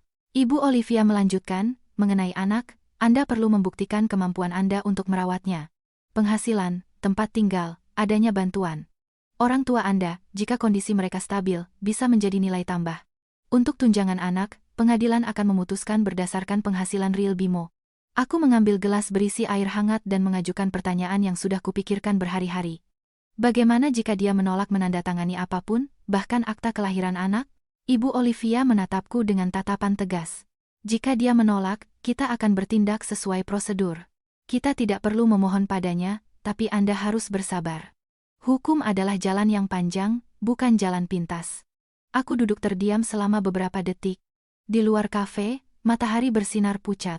Orang-orang berjalan ke kantor, ke pasar. Hidup mereka mengalir lancar, sementara aku seolah memasuki jalan lain, yang tidak menyenangkan, tapi perlu. Sebelum kami berpisah, Ibu Olivia mengucapkan kalimat yang akan selalu kuingat. Jangan berpikir Anda sedang berperang dengan mereka. Anda sedang membangun pagar untuk diri Anda dan putra Anda. Dan pagar itu harus lurus, kuat, dan dibangun sesuai aturan. Dengan begitu, apapun akan berhenti di depannya. Aku keluar dari kafe. Ayah membukakan pintu mobil untukku, membantuku duduk. Ia tidak bertanya dengan penasaran apa kata pengacara. Ia hanya bertanya, "Tidak lelah, Nak?" Aku menggeleng. "Aku baik-baik saja, Ayah. Aku sekarang tahu apa yang harus kulakukan." Kembali ke rumah, aku melihat Arya tertidur di pelukan ibuku, dan hatiku terasa lebih tenang. Aku sadar, sejak saat ini, aku tidak perlu banyak bicara. Aku hanya perlu bertindak, langkah demi langkah. Seperti tukang bangunan yang membangun rumah, setiap batu bata diletakkan dengan kokoh. Setelah bertemu dengan pengacara, tidak ada lagi kabut di kepalaku. Aku tahu apa yang harus dilakukan pertama kali, dan apa selanjutnya. Dan yang pertama adalah mengurus akta kelahiran untuk Arya. Orang dewasa bisa berdebat berbulan-bulan, bertahun-tahun, tapi dokumen anak tidak bisa digantung. Ia butuh nama, tempat tinggal, BPJS, imunisasi. Semuanya dimulai dari selembar kertas kecil. Pagi itu, ibu bangun lebih awal, merebus air sirih dan menyuruhku membasuh diri agar tidak masuk angin. Ayah membantuku menyiapkan map dokumen, membawanya dengan hati-hati seolah itu barang berharga. Aku mengenakan jaket hangat, menyelimuti putraku. Arya berbaring di carseat. Wajahnya merona merah muda, ia bernapas pelan. Melihatnya, aku berkata pada diri sendiri, hidupnya masih panjang, dan aku harus melakukan segalanya dengan benar sejak awal. Di kantor Dinas Kependudukan dan Pencatatan Sipil, Dukcapil, aku duduk di ruang tunggu, dan jahitanku terasa nyeri seirama dengan putaran kipas angin di langit-langit. Petugas, melihatku membawa bayi, bertanya pelan, habis operasi caesar, ya Bu, aku mengangguk.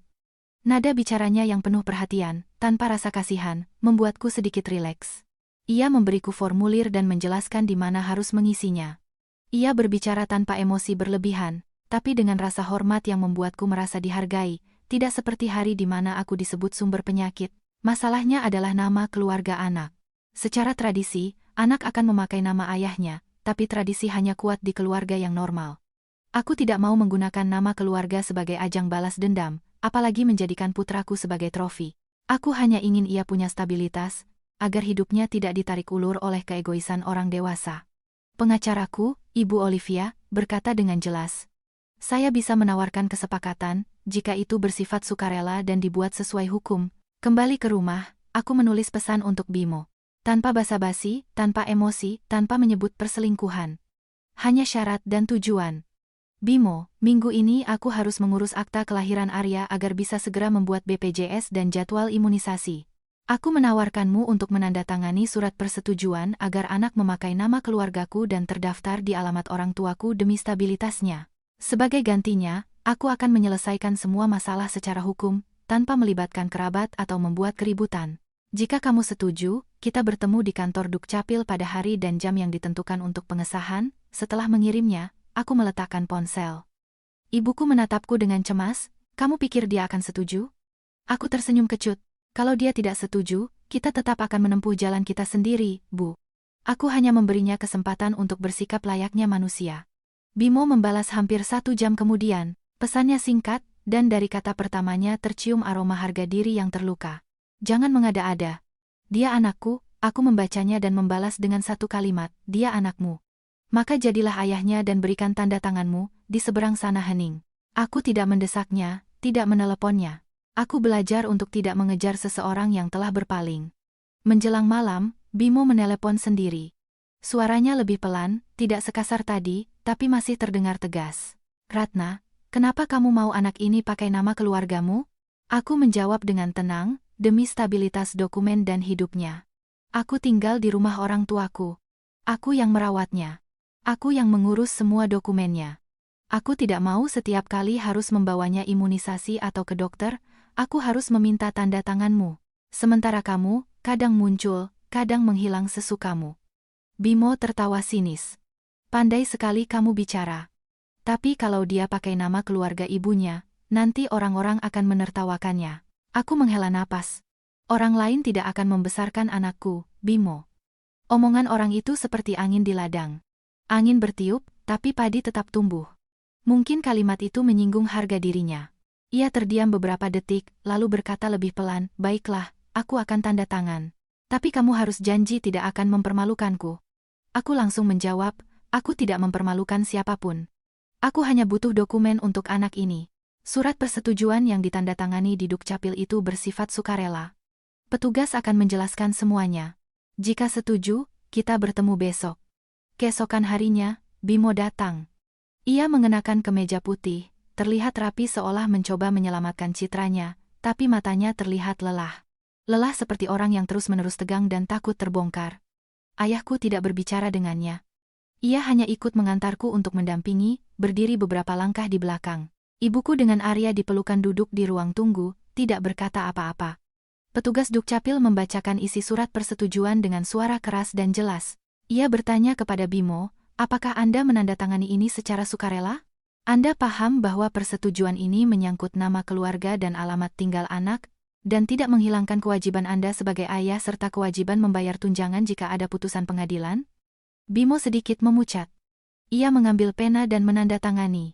Tanda tangannya hari itu tidak lagi tegas seperti di hari pernikahan kami. Agak bergetar, seperti orang yang membuat keputusan yang tanggung jawabnya tidak ingin ia pikul, tapi terpaksa.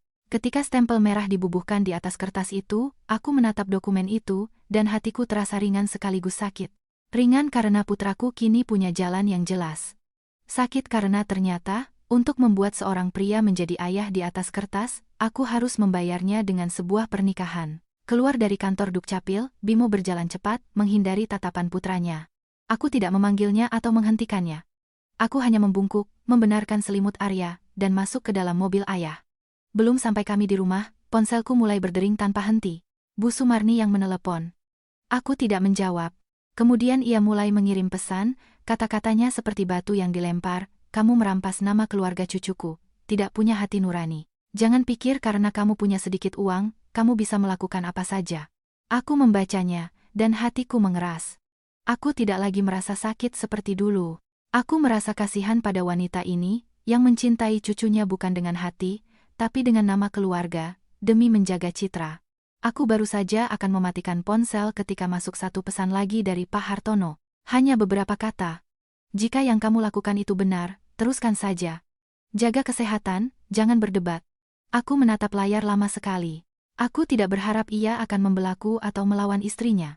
Tapi pesan ini seperti sebuah anggukan dari hati nurani, yang menegaskan bahwa aku bukanlah penjahat karena memilih untuk melindungi anakku. Malam itu, aku memasukkan akta kelahiran dan surat persetujuan ke dalam map anti-air dan menutupnya seperti brankas. Aku tidak merasa seperti pemenang. Aku hanya merasa putraku kini punya fondasi yang lebih kokoh, dan bagi seorang ibu, itu sudah cukup untuk terus berdiri tegak. Memegang akta kelahiran di tangan, aku merasa ritme hidupku berubah. Putraku punya nama, tempat tinggal, dasar yang kokoh, dokumen yang jelas. Dan aku harus punya keputusan yang tidak kalah jelasnya. Di rumah orang tua, setiap pagi aku mendengar ibuku memasak di dapur, ayah keluar ke taman menyiram tanaman. Hatiku menjadi tenang, tapi setiap kali aku memejamkan mata, aku kembali melihat koridor yang dingin itu, Bimo yang menghalangi pintu, dan senyum sinis Bu Sumarni yang menyebut buntalan berisi putraku bau, apartemen itu masih milik. Ya. Tapi perasaan sebagai rumah telah mati malam itu. Ibuku berkata, mungkin biarkan saja dulu. Nanti kamu bisa kembali. Aku menggeleng. Bukan karena aku lemah, tapi karena aku paham. Apartemen itu telah menjadi alasan bagi mereka untuk terus mencengkeramku. Hari ini mereka menuntut atas nama bakti anak. Besok atas nama cinta masa lalu. Lusa atas nama opini publik. Dan setiap kali aku menyentuh pintu itu, aku akan merasakan hatiku menciut. Kata orang, tidak ada asap tanpa api. Bagiku, apartemen itu adalah asap, jejak dari kebakaran di dalam jiwaku. Aku memutuskan untuk menjualnya. Keputusan ini tidak impulsif. Aku duduk bersama ayah, membentangkan kertas dan pena di atas meja, seolah sedang menyusun rencana keuangan.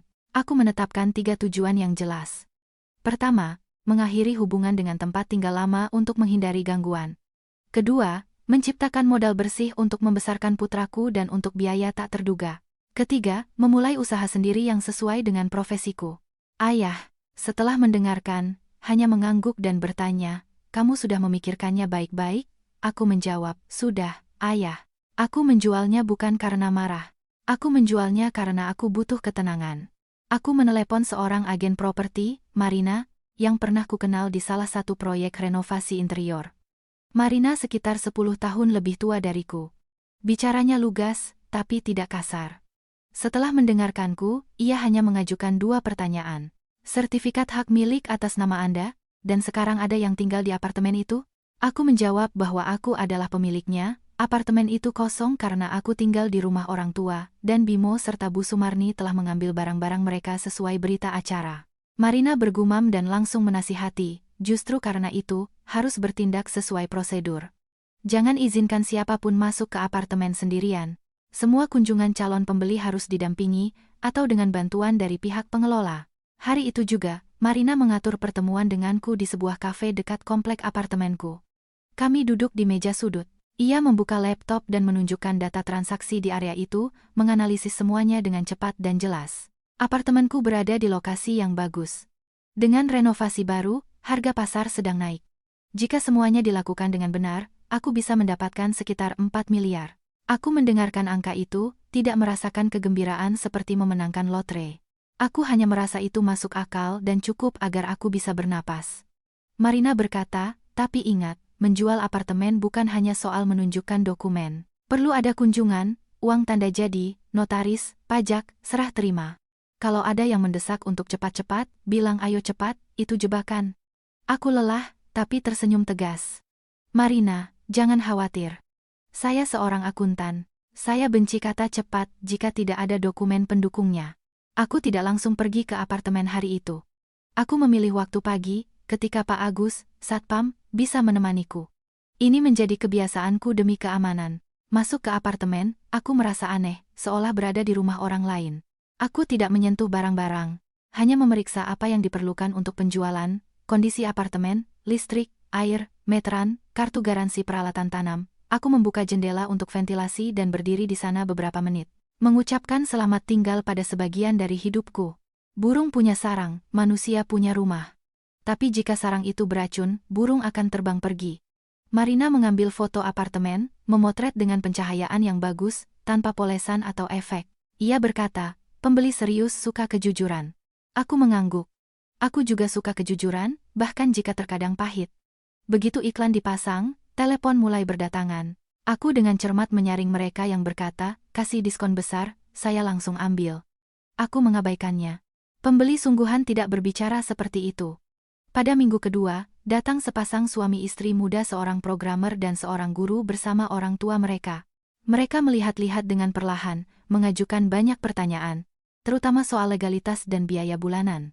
Aku tahu mereka serius, bukan hanya sekadar iseng. Mereka menawar 4 miliar dan ingin segera mendapatkan kunci agar bisa melakukan sedikit renovasi kosmetik. Marina memberiku isyarat bahwa itu tawaran yang bagus. Aku tidak langsung setuju, untuk menjaga posisi tawarku. Aku bertanya langsung, bagaimana rencana pembayarannya, uang tanda jadi berapa, tunai atau KPA? Sang suami menjawab, sebagian tunai, sebagian KPA, tapi semua dokumen kami sudah siap. Jika Anda setuju, kami akan memberikan uang tanda jadi, lalu kita atur jadwal di notaris. Mendengar itu, aku merasa lebih tenang. Aku menjelaskan prinsipku dengan jelas. Semua sesuai surat perjanjian uang tanda jadi, yang akan diperiksa oleh pengacara saya. Dan di hari transaksi di notaris, semua dokumen harus lengkap. Tidak ada janji lisan. Mereka langsung setuju. Suami dan istri itu satu tim, pikirku sambil menatap mereka. Seandainya Bimo pernah sekali saja sependapat denganku, mungkin aku tidak akan duduk di sini. Berita penjualan apartemen sampai ke telinga Bimo lebih cepat dari yang kuduga. Ia menelepon. Suaranya terdengar gelisah sekaligus dibuat-buat tenang. Kamu serius menjual apartemen itu? Aku tidak menjelaskan panjang lebar. Aku menjual apartemen yang terdaftar atas namaku. Aku bertindak sesuai hukum. Bimo terdiam, lalu merendahkan suaranya. Kalau kamu melakukan ini, ibuku bisa syok. Aku mendengarkan dan merasa lelah. Ibumu akan syok karena kehilangan tempat tinggal atau karena untuk pertama kalinya tidak bisa mengendalikanku? Setelah mengatakan itu, aku sadar kata-kataku terdengar tajam, tapi aku tidak menariknya kembali. Terkadang, kebenaran juga merupakan cara membela diri. Bimo mengubah nada. Ratna, aku mohon, hentikan. Bagaimanapun juga, itu rumah keluarga kita. Aku memotongnya, singkat dan dingin. Jika kamu mau bicara tentang rumah keluarga, kita bicara di pengadilan. Sekarang, aku sedang mengurus putraku. Aku tidak berteriak, tidak menangis, tidak mengeluh. Aku hanya mengakhiri percakapan dan menulis pesan kepada Ibu Olivia. Tolong periksa draft surat perjanjian uang tanda jadi ini. Saya akan segera menjual apartemen. Ia langsung membalas, kirimkan. Dan ingat, setiap penyerahan uang, setiap kali masuk ke apartemen, harus ada saksi. Malam itu, aku duduk di dekat keranjang Arya, melihatnya tidur dalam cahaya lampu malam. Aku tidak merasa seperti penjahat. Aku merasa sedang melakukan apa yang harus kulakukan. Orang sering menakut-nakuti bahwa wanita yang meninggalkan suaminya akan tidak bahagia. Tapi ketidakbahagiaan terbesar adalah hidup di samping orang yang merampas hakmu di rumahmu sendiri. Penjualan apartemen bagiku bukanlah balas dendam, melainkan pembersihan fondasi untuk membangun kehidupan baru. Di hari aku menandatangani surat perjanjian uang tanda jadi, Jakarta diguyur gerimis, jenis hujan yang tidak langsung membuatmu basah, tapi perlahan meresap, sama seperti masalah di keluargaku. Meresap lama, lalu meledak. Aku sedang duduk menyusui Arya ketika ibuku masuk ke kamar dengan tergesa-gesa. Ia berbicara pelan, tapi cepat. Ratna, di luar ada Bimo. Bawa hadiah, katanya mau bicara. Aku membaringkan Arya di keranjang, menyelimutinya. Di hatiku tidak ada lagi kepanikan, hanya kelelahan. Lelah karena orang selalu muncul tepat di saat kau baru saja bisa bernapas, untuk kembali menarikmu ke dalam pusaran mereka. Ayah keluar lebih dulu. Ia tidak menutup gerbang, tapi juga tidak membukanya lebar-lebar. Ia membukanya cukup untuk berdiri di ambang pintu dan berkata dengan suara tenang, bicaralah dengan cepat. Di dalam ada bayi baru lahir, tidak boleh ada keributan. Bimo berdiri di luar gerbang. Mengenakan kemeja putih, membawa sekeranjang buah dan sekotak suplemen kesehatan, ia terlihat seperti pahlawan melodrama yang datang untuk meminta maaf, tapi matanya merah, entah karena kurang tidur atau karena marah. Ia mencoba tersenyum. "Pak, selamat pagi. Saya datang untuk menjemput istri dan anak saya. Apapun yang terjadi antara suami dan istri, harusnya diselesaikan di rumah." Ayah tidak membiarkannya terbawa oleh kata-kata manis. Ia bertanya langsung, seperti orang yang menghargai fakta. "Menjemput untuk apa? Untuk mengunci pintu lagi seperti waktu itu?" Bimo tersedak. Ia bingung dan menoleh ke halaman, seolah mencari dukungan. Dan saat itu, di belakangnya muncul Bu Sumarni, mengenakan jilbab dan membawa satu kantong buah lagi. Melihat ayahku, ia langsung mengubah nadanya menjadi manis. "Pak Wiryo, saya datang untuk minta maaf. Waktu itu hanya salah paham. Saya sudah tua, gampang emosi. Aku mendengar kata salah paham, dan aku merasa geli. Salah paham macam apa jika kode kunci diganti, pintu diblokir, dan kata-katanya seperti garam di atas luka?" Tapi aku tidak langsung keluar. Aku mengelap tanganku, menarik napas dalam-dalam, dan baru kemudian keluar ke teras, menjaga jarak. Bimo, melihatku, berbicara dengan cepat, seolah takut aku akan menghilang. "Ratna, aku salah. Waktu itu aku emosi, khawatir sama ibu, ayo kita pulang. Kita mulai semuanya dari awal. Aku janji, semuanya akan berbeda." Aku menatapnya dengan tenang, dingin. "Kamu emosi, tapi sempat melatih ucapan tentang 1-2 tahun." Bu Sumarni segera menyela, suaranya terdengar memelas sekaligus menggurui. "Nak, ibu hanya takut cucu kita menangis malam-malam. Ibu sudah tua, tidak akan kuat, tapi ibu tidak bermaksud jahat." Aku mendengarnya memanggilku nak, tapi hatiku tidak lagi merespons. Aku menjawab, tanpa nada kasar, "Ibu Sumarni, Anda takut pada tangisan cucu Anda, tapi tidak takut mengusir ibunya ke tengah angin dingin. Anda takut kurang tidur, tapi tidak takut dia masuk angin. Anda punya cara sendiri untuk mencintai, dan saya harus mencintai anak saya dengan cara saya sendiri." Bimo bingung. Ia mengubah taktik dan menyodorkan keranjang buah. "Ambillah ini sebagai tanda perdamaian. Ayo kita pulang. Aku janji." Ibuku, yang berdiri di dekatku sambil menggendong Arya, tidak berteriak. Ia hanya berkata pelan, sebuah kalimat yang sulit dihindari. "Cucu kami butuh seorang ayah. Tapi ayah yang tahu cara mencintai, bukan hanya memberi janji." Bimo benar-benar kehilangan kata-kata. Ia menatap putranya, lalu membuang muka. Aku sadar, ia datang bukan karena rindu. Ia datang karena takut kehilangan apa yang sedang lepas dari tangannya: apartemen, citra, dan kekuasaan yang ia anggap sebagai haknya. Ayah masih berdiri di gerbang. Suaranya datar. "Jika kalian mau bicara serius, bicaralah sekali dan sampai tuntas. Tidak perlu ada pertunjukan." Tiba-tiba, Bimo berlutut tepat di depan gerbang. Gestur itu membuat ibuku terkejut. Aku tetap berdiri tak bergerak. Bimo berkata dengan suara gemetar, "Ratna, aku mohon, jangan bercerai, jangan jual apartemen. Aku sudah sadar. Aku yang salah. Mungkin ada yang akan tersentuh dengan adegan seperti ini, tapi aku melihat hal lain. Kepanikan seseorang yang kehilangan keunggulannya. Seperti kata pepatah, orang kenyang tidak mengerti lapar. Aku tidak menghinanya. Aku hanya mengajukan pertanyaan yang sudah lama ku simpan. Kamu bilang kamu sudah sadar. Lalu, siapa itu Kristina?"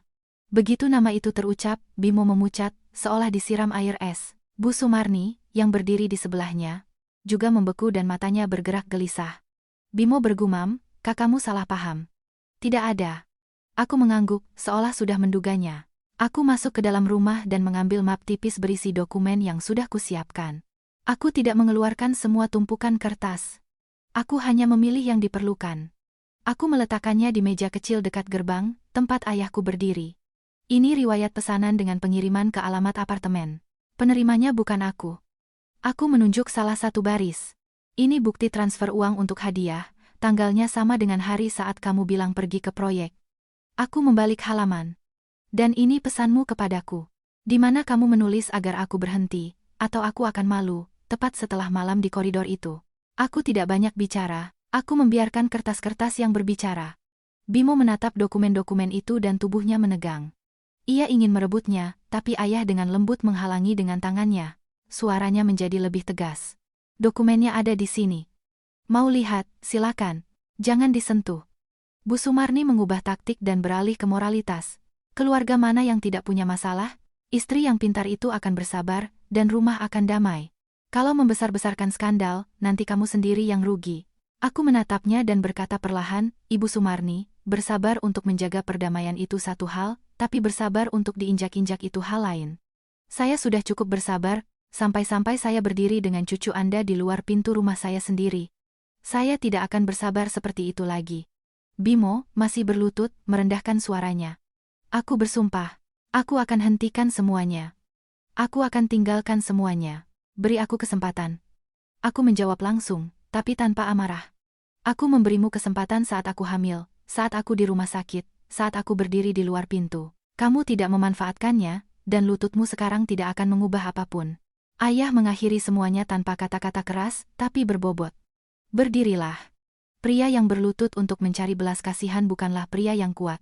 Jika kamu masih sedikit saja memikirkan anakmu, selesaikan masalah ini sesuai hukum dan hati nurani. Bimo perlahan berdiri. Ia memegang hadiah-hadiah itu dan tidak tahu harus berbuat apa. Bu Sumarni melihat sekeliling, matanya merah, tapi ia tidak lagi bersuara. Saat mereka pergi, aku melihat sebuah mobil berhenti di seberang jalan. Di dalamnya duduk Pak Hartono. Ia tidak keluar. Ia hanya menatap sekali dari balik kaca, tatapannya berat. Lalu mobil itu bergerak pergi. Keheningan yang sama seperti biasanya. Keheningan yang menyakitkan. Aku menggendong putraku dan masuk ke dalam rumah. Ibuku bertanya pelan, kamu tidak merasa berat, nak? Aku menatap Arya dan menjawab, berat, Bu, tapi aku tidak punya hak untuk menjadi lemah. Di luar, gerimis masih turun. Aku menutup pintu. Di hatiku tidak ada rasa senang atau penyesalan. Aku hanya paham satu hal. Ketika kebenaran sudah diletakkan di atas meja, pertunjukan apapun akan terlihat murahan. Dan aku tidak akan membiarkan putraku tumbuh di rumah di mana bakti anak dijadikan pisau, dan air mata dijadikan perangkap. Setelah pertunjukan di depan gerbang rumah orang tuaku, aku tidak lagi mau bernegosiasi secara lisan. Kata-kata bisa bohong, bisa berkelit, bisa menangis dan tertawa. Dokumen tidak. Aku mengambil waktu seminggu lagi untuk pemulihan, lalu bersama ayah pergi ke pengadilan agama untuk mengajukan gugatan cerai. Ayah mengantarku pagi-pagi sekali.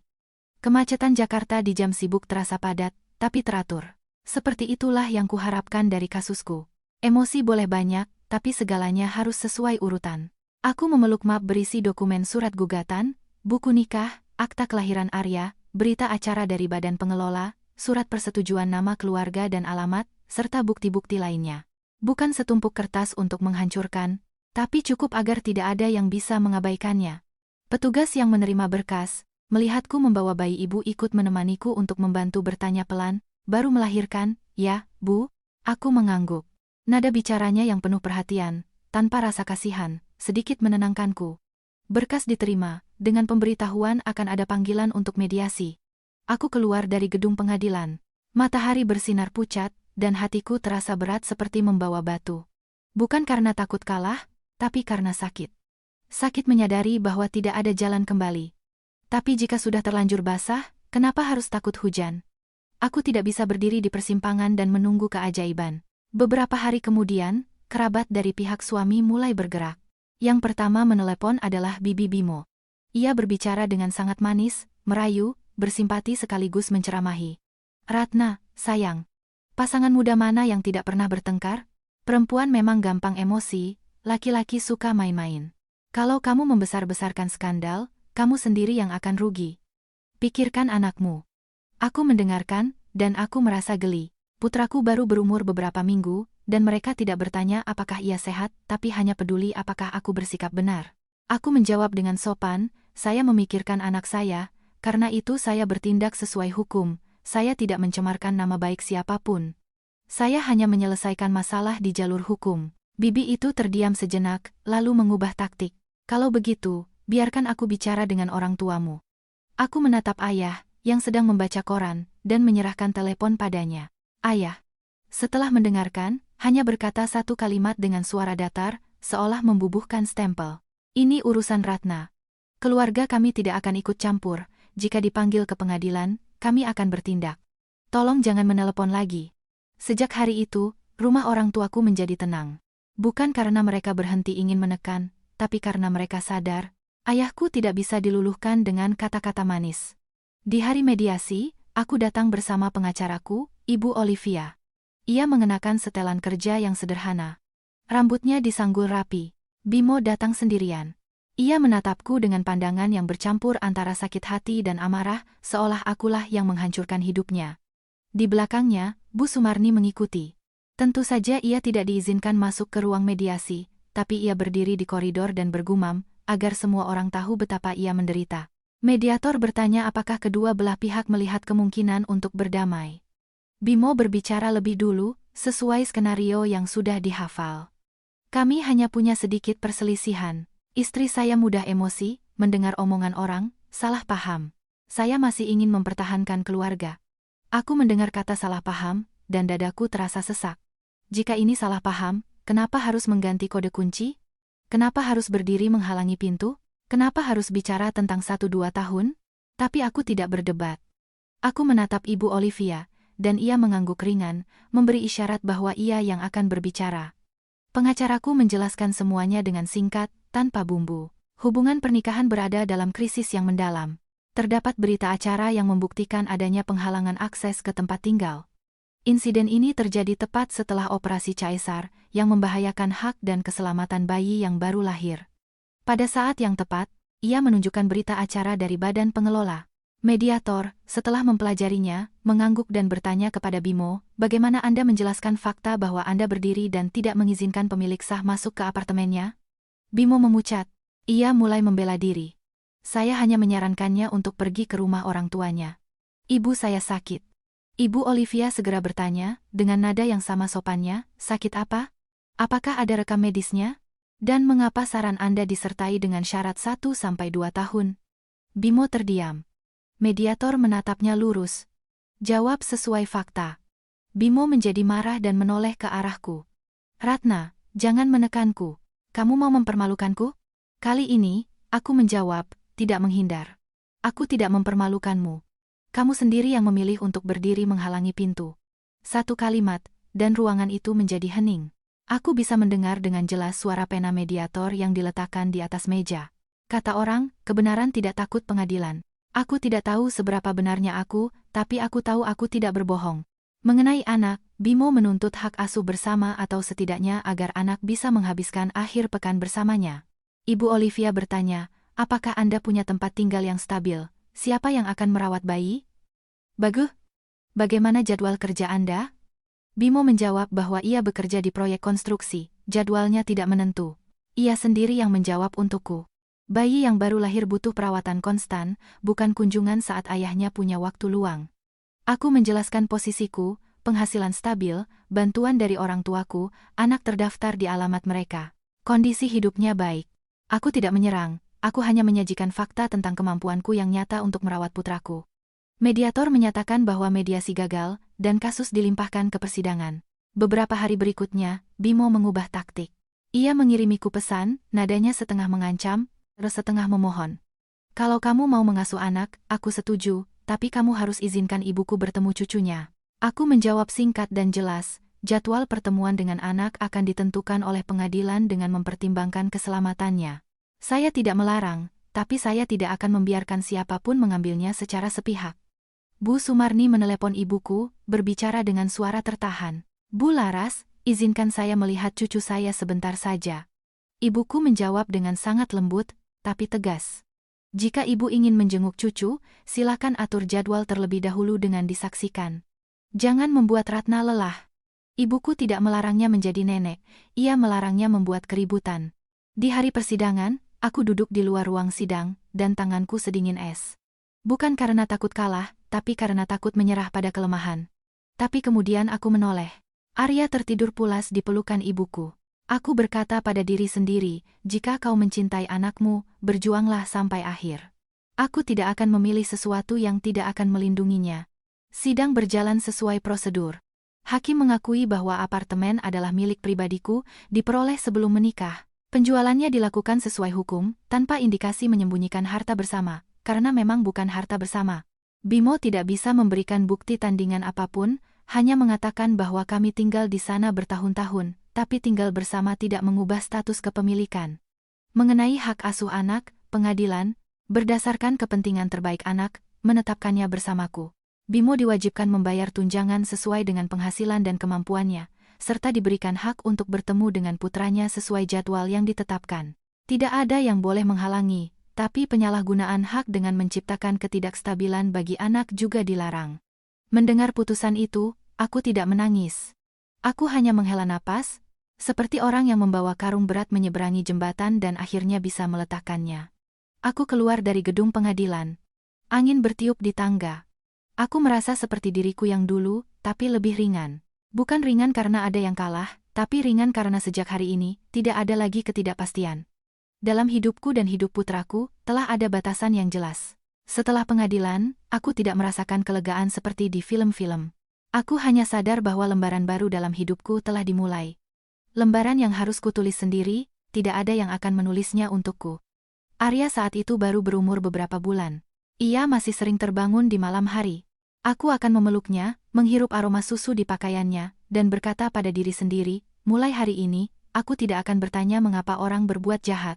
Aku akan bertanya pada diriku, bagaimana aku bisa hidup dengan bermartabat.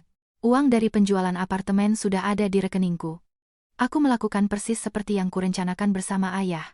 Membaginya menjadi 3 dana yang jelas, untuk membesarkan putraku, untuk biaya tak terduga, dan untuk mengembangkan usahaku sendiri.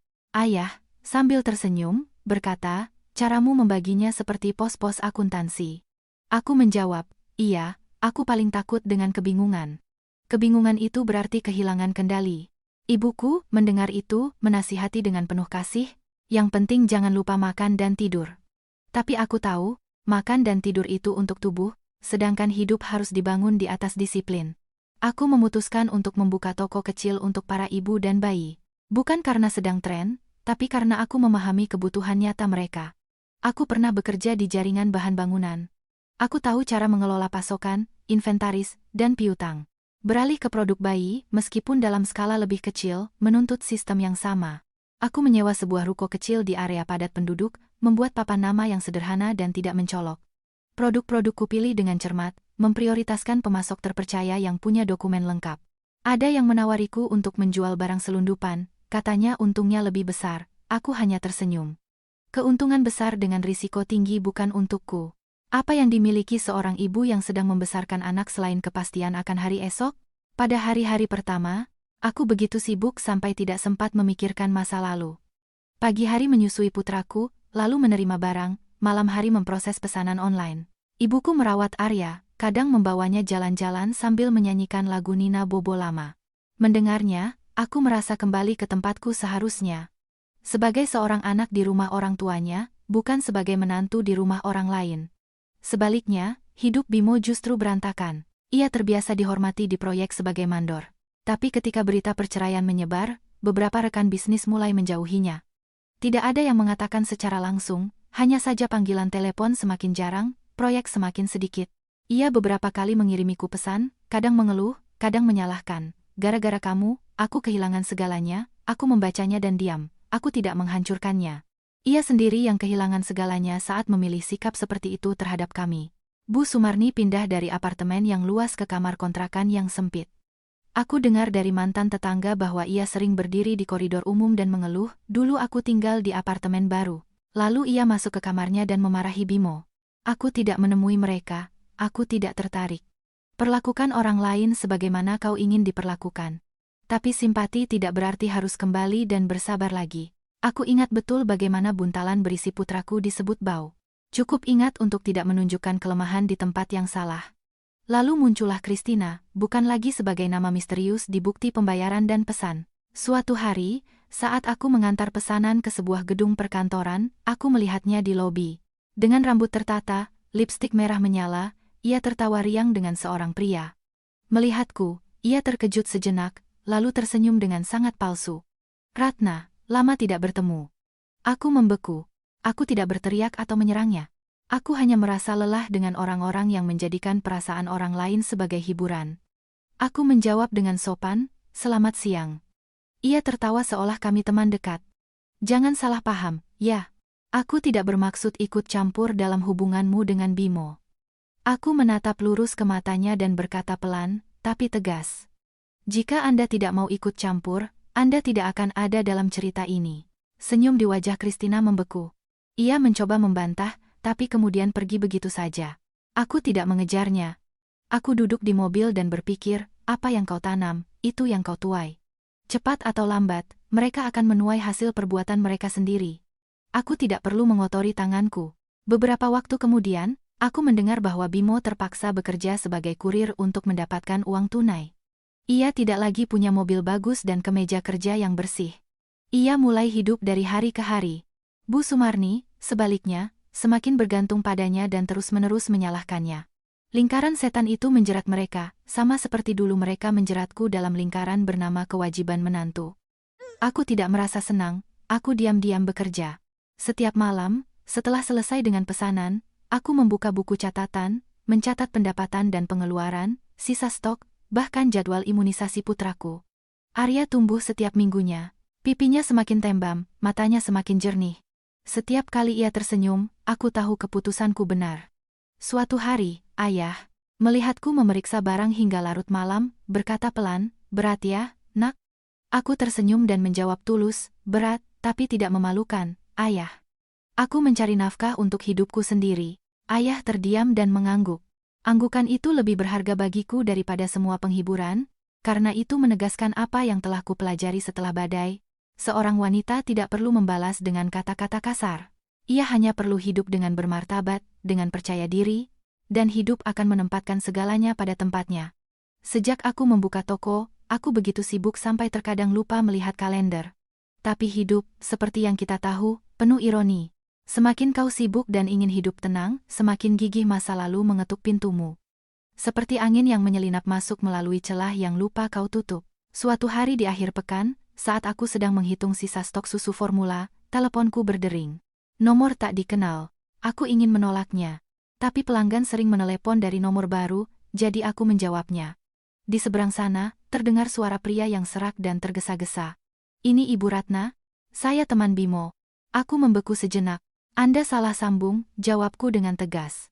"Tidak, tidak salah," suara itu mendesak. "Saya hanya mau bilang, Bimo punya utang dan sedang dicari-cari. Anda kan mantan istrinya, mungkin tahu cara memengaruhinya." Aku memotongnya. Suaraku tetap sopan, tapi dingin. "Saya tidak punya hubungan apapun dengan urusan keuangannya. Jika dia berutang pada Anda, silakan selesaikan langsung dengannya." Aku menutup telepon. Jantungku berdebar lebih cepat selama beberapa detik, tapi kemudian tenang kembali. Aku sudah terbiasa dengan orang-orang yang mencoba menarikku ke dalam masalah mereka hanya karena dulu aku pernah menjadi bagian dari keluarga mereka. Tapi aku juga sadar, panggilan seperti ini tidak mungkin kebetulan. Sesuatu yang serius pasti telah terjadi. Malamnya, Marina, agen properti, mengirim pesan. "Dengar kabar. Bimo bangkrut." Aku hanya menjawab, "Tahu sekilas." Aku tidak bertanya lebih jauh. Bukan karena aku tidak punya perasaan, tapi karena aku tidak mau menjadikan tragedi orang lain sebagai bahan gosip, tapi berita itu datang sendiri. Salah satu pelanggan setiaku, yang tinggal di dekat area kontrakan Bimo dan ibunya, nyeletuk, "Bu Ratna, kemarin di lingkungan kami ribut-ribut. Ada laki-laki bertato datang, menagih utang, gedor-gedor pintu. Aku dengar, ada seorang nenek yang pingsan." Aku sedang memegang sebungkus popok. Jari-jariku sedikit kaku. Aku hanya bertanya satu hal, dengan sangat pelan. "Siapa nama nenek itu?" Katanya sih, Bu Sumarni, ibunya seorang kurir. Aku mengangguk, tidak berkata apa-apa. Orang mungkin mengira aku akan mulai bertanya-tanya, mengeluh, tapi aku hanya menyerahkan barang, menerima uang, dan mengucapkan terima kasih. Ketika pintu tertutup, aku duduk di kursi dan menatap kosong. Di kepalaku terlintas sebuah pepatah, kesombongan membawa kehancuran. Dulu, Bu Sumarni dan Bimo haus akan kekuasaan di rumah, haus akan posisi di atas. Sekarang, keserakahan itu berubah menjadi haus akan uang mudah dan membawa mereka ke jalan buntu yang sama. Kemudian, dari potongan-potongan cerita, tanpa bertanya pada siapapun, aku bisa merangkai gambaran lengkapnya. Bimo kehilangan pekerjaan di proyek. Uang tidak ada, tapi harga diri terluka. Ia ingin cepat membalikkan keadaan. Christina, yang dulu semanis madu, menawarinya investasi menguntungkan dengan bunga tinggi, menjanjikan keuntungan mingguan. Syaratnya hanya setoran awal. Ia menunjukkan tangkapan layar transfer, membanggakan bagaimana orang lain sudah untung besar. Bagi orang yang putus asa dan ingin membuktikan bahwa ia masih bisa berjaya, itu adalah umpan yang terlalu menggiurkan. Bimo meminjam uang. Meminjam dengan cara yang dulu ia cela dari caraku yang penuh perhitungan tanpa dokumen, dengan bunga tinggi, dan jatuh tempo cepat. Ia mendapatkan uang itu dan hampir semuanya ditransfer ke Christina, percaya bahwa dalam beberapa putaran, ia akan untung besar. Tapi perangkap itu menutup. Christina menghilang, mematikan telepon, menghapus kontak, memblokirnya di mana-mana. Bimo panik, tapi semakin ia mencari, semakin jelas masalahnya. Para penagih utang menemukannya, awalnya menelepon, lalu datang ke kamar kontrakannya. Mereka berdiri di koridor dan menggedor pintu seolah ingin mendobraknya. Para tetangga membuka pintu sedikit, mengintip, lalu segera menutupnya, takut terseret. Bu Sumarni, yang terbiasa menang dengan teriakan, dihadapkan dengan orang-orang yang berbicara dengan bahasa kepalan tangan, kehilangan kata-kata. Katanya, hari itu ia menangis dan memarahi Bimo. Sudah ibu bilang, jangan berurusan dengan perempuan itu. Bimo balas berteriak, ibu, diam. Dinding kamar kontrakan tipis, dan teriakan mereka terdengar di seluruh koridor. Lalu terdengar suara benturan keras. Bu Sumarni jatuh. Seseorang memanggil ambulans. Ia terkena serangan stroke ringan, wajahnya menjadi miring, separuh tubuhnya lumpuh. Ketika aku mendengar ini, aku tidak merasa senang. Aku merasa takut. Penyakit bukanlah sesuatu yang bisa dijadikan bahan ejekan. Tapi aku tidak berlari ke sana. Aku pernah menunjukkan kelemahan sekali, pernah berpikir demi anak, dan akhirnya berakhir di luar pintu dengan jahitan yang belum sembuh. Aku tidak bisa membahayakan putraku lagi. Bimo meneleponku sekali setelah itu. Nomornya muncul di layar. Aku menatapnya lama sebelum menjawab. Suaranya serak, seperti orang yang tidak tidur berhari-hari. Ratna, ibu di rumah sakit. Aku benar-benar hancur. Aku tidak bertanya hancur kenapa. Aku bertanya apa yang perlu ditanyakan. Kamu butuh apa? Bimo ragu-ragu. Aku mau pinjam uang sedikit. Nanti aku cicil. Aku memejamkan mata sejenak. Di kepalaku terlintas bayangan Arya yang tidur di keranjangnya, lalu bayangan koridor dingin malam itu. Dua bayangan itu menarikku ke arah yang berbeda. Aku membuka mata dan berkata perlahan, Bimo, aku tidak akan memberimu pinjaman. Aku punya anak kecil. Aku bisa berikan nomor pengacara, Ibu Olivia, kalau kamu butuh konsultasi soal utang dan perjanjian cicilan yang sah. Bimo terdiam, lalu meludah dengan penuh racun, kejam sekali kamu. Aku tidak bereaksi. Aku hanya mengucapkan kalimat yang sudah lama kusiapkan. Aku tidak kejam. Aku hanya tidak bodoh lagi. Aku menutup telepon. Tanganku sedikit gemetar, bukan karena menyesal, tapi karena sadar bahwa sejak saat itu, jalan kami benar-benar terpisah.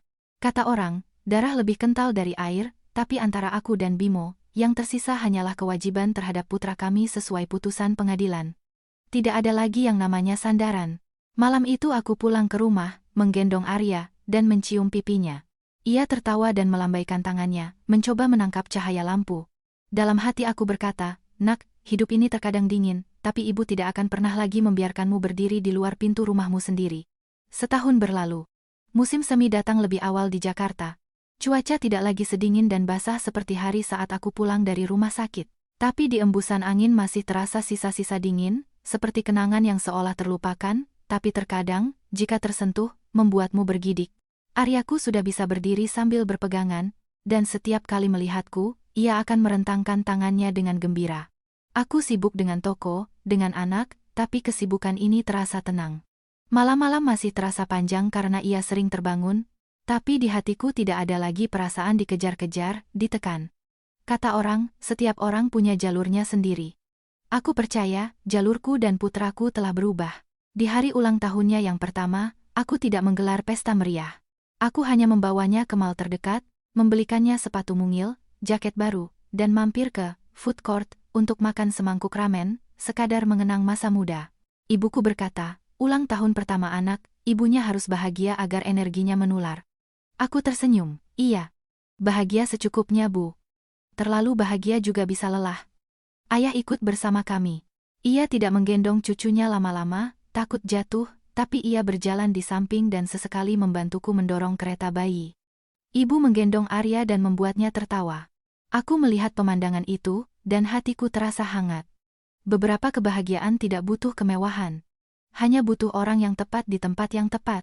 Di area pengambilan pesanan food court, aku mendengar salah satu petugas berkata, Mas, tolong minggir sedikit. Menghalangi jalan. Aku secara naluriah menoleh. Seorang kurir berseragam pengantar makanan sedang sibuk dengan ponselnya, mencari kode pesanan. Jaketnya sudah pudar, sepatunya penuh lumpur kering. Di tangannya ada sebuah kantong besar yang berat. Ia berdiri menunduk, topinya ditarik menutupi mata. Wajahnya setengah tertutup masker. Aku tidak berniat memperhatikannya, sampai ia mengangkat kepala. Mata itu. Aku langsung mengenalinya. Mata Bimo.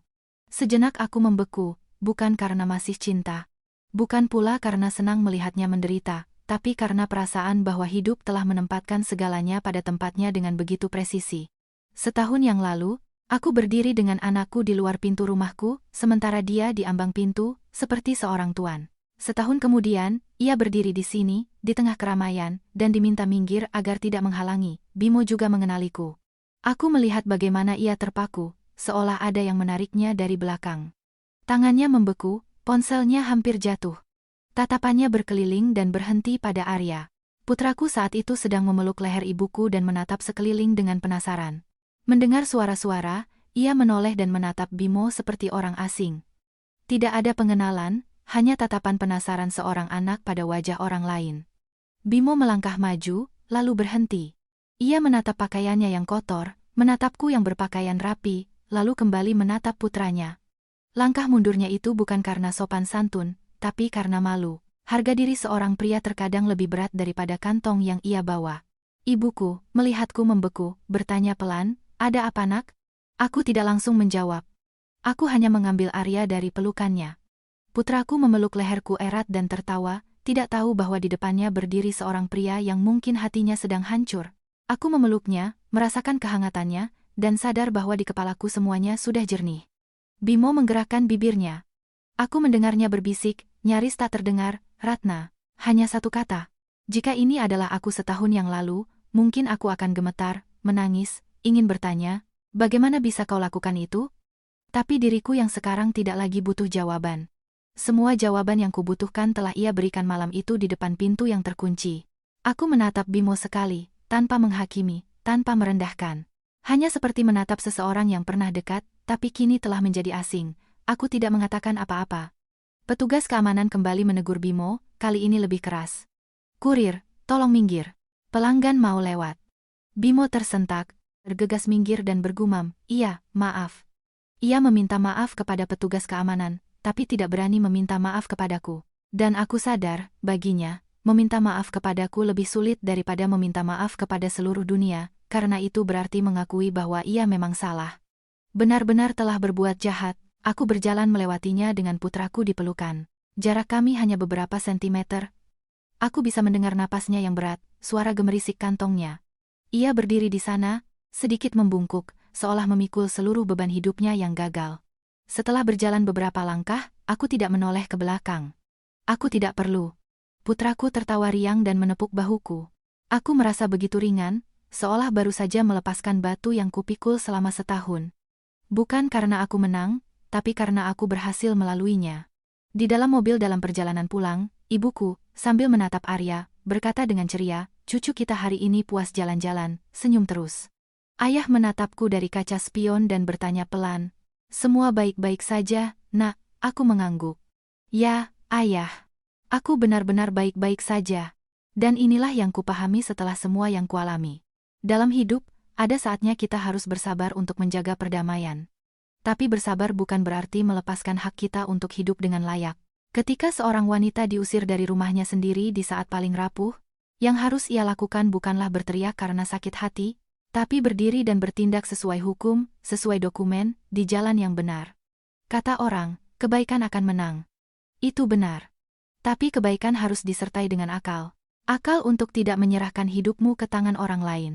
Jika Anda, para pendengar yang budiman, merasa cerita ini penuh pelajaran dan menyentuh hati Anda, silakan berikan suka. Jika Anda punya pemikiran, tinggalkan komentar agar kanal Lika-Liku Kehidupan punya semangat untuk terus maju. Terima kasih telah mendengarkan sampai akhir. Semoga Anda semua sehat selalu dan damai sejahtera. Sampai jumpa di lain kesempatan di kanal kami.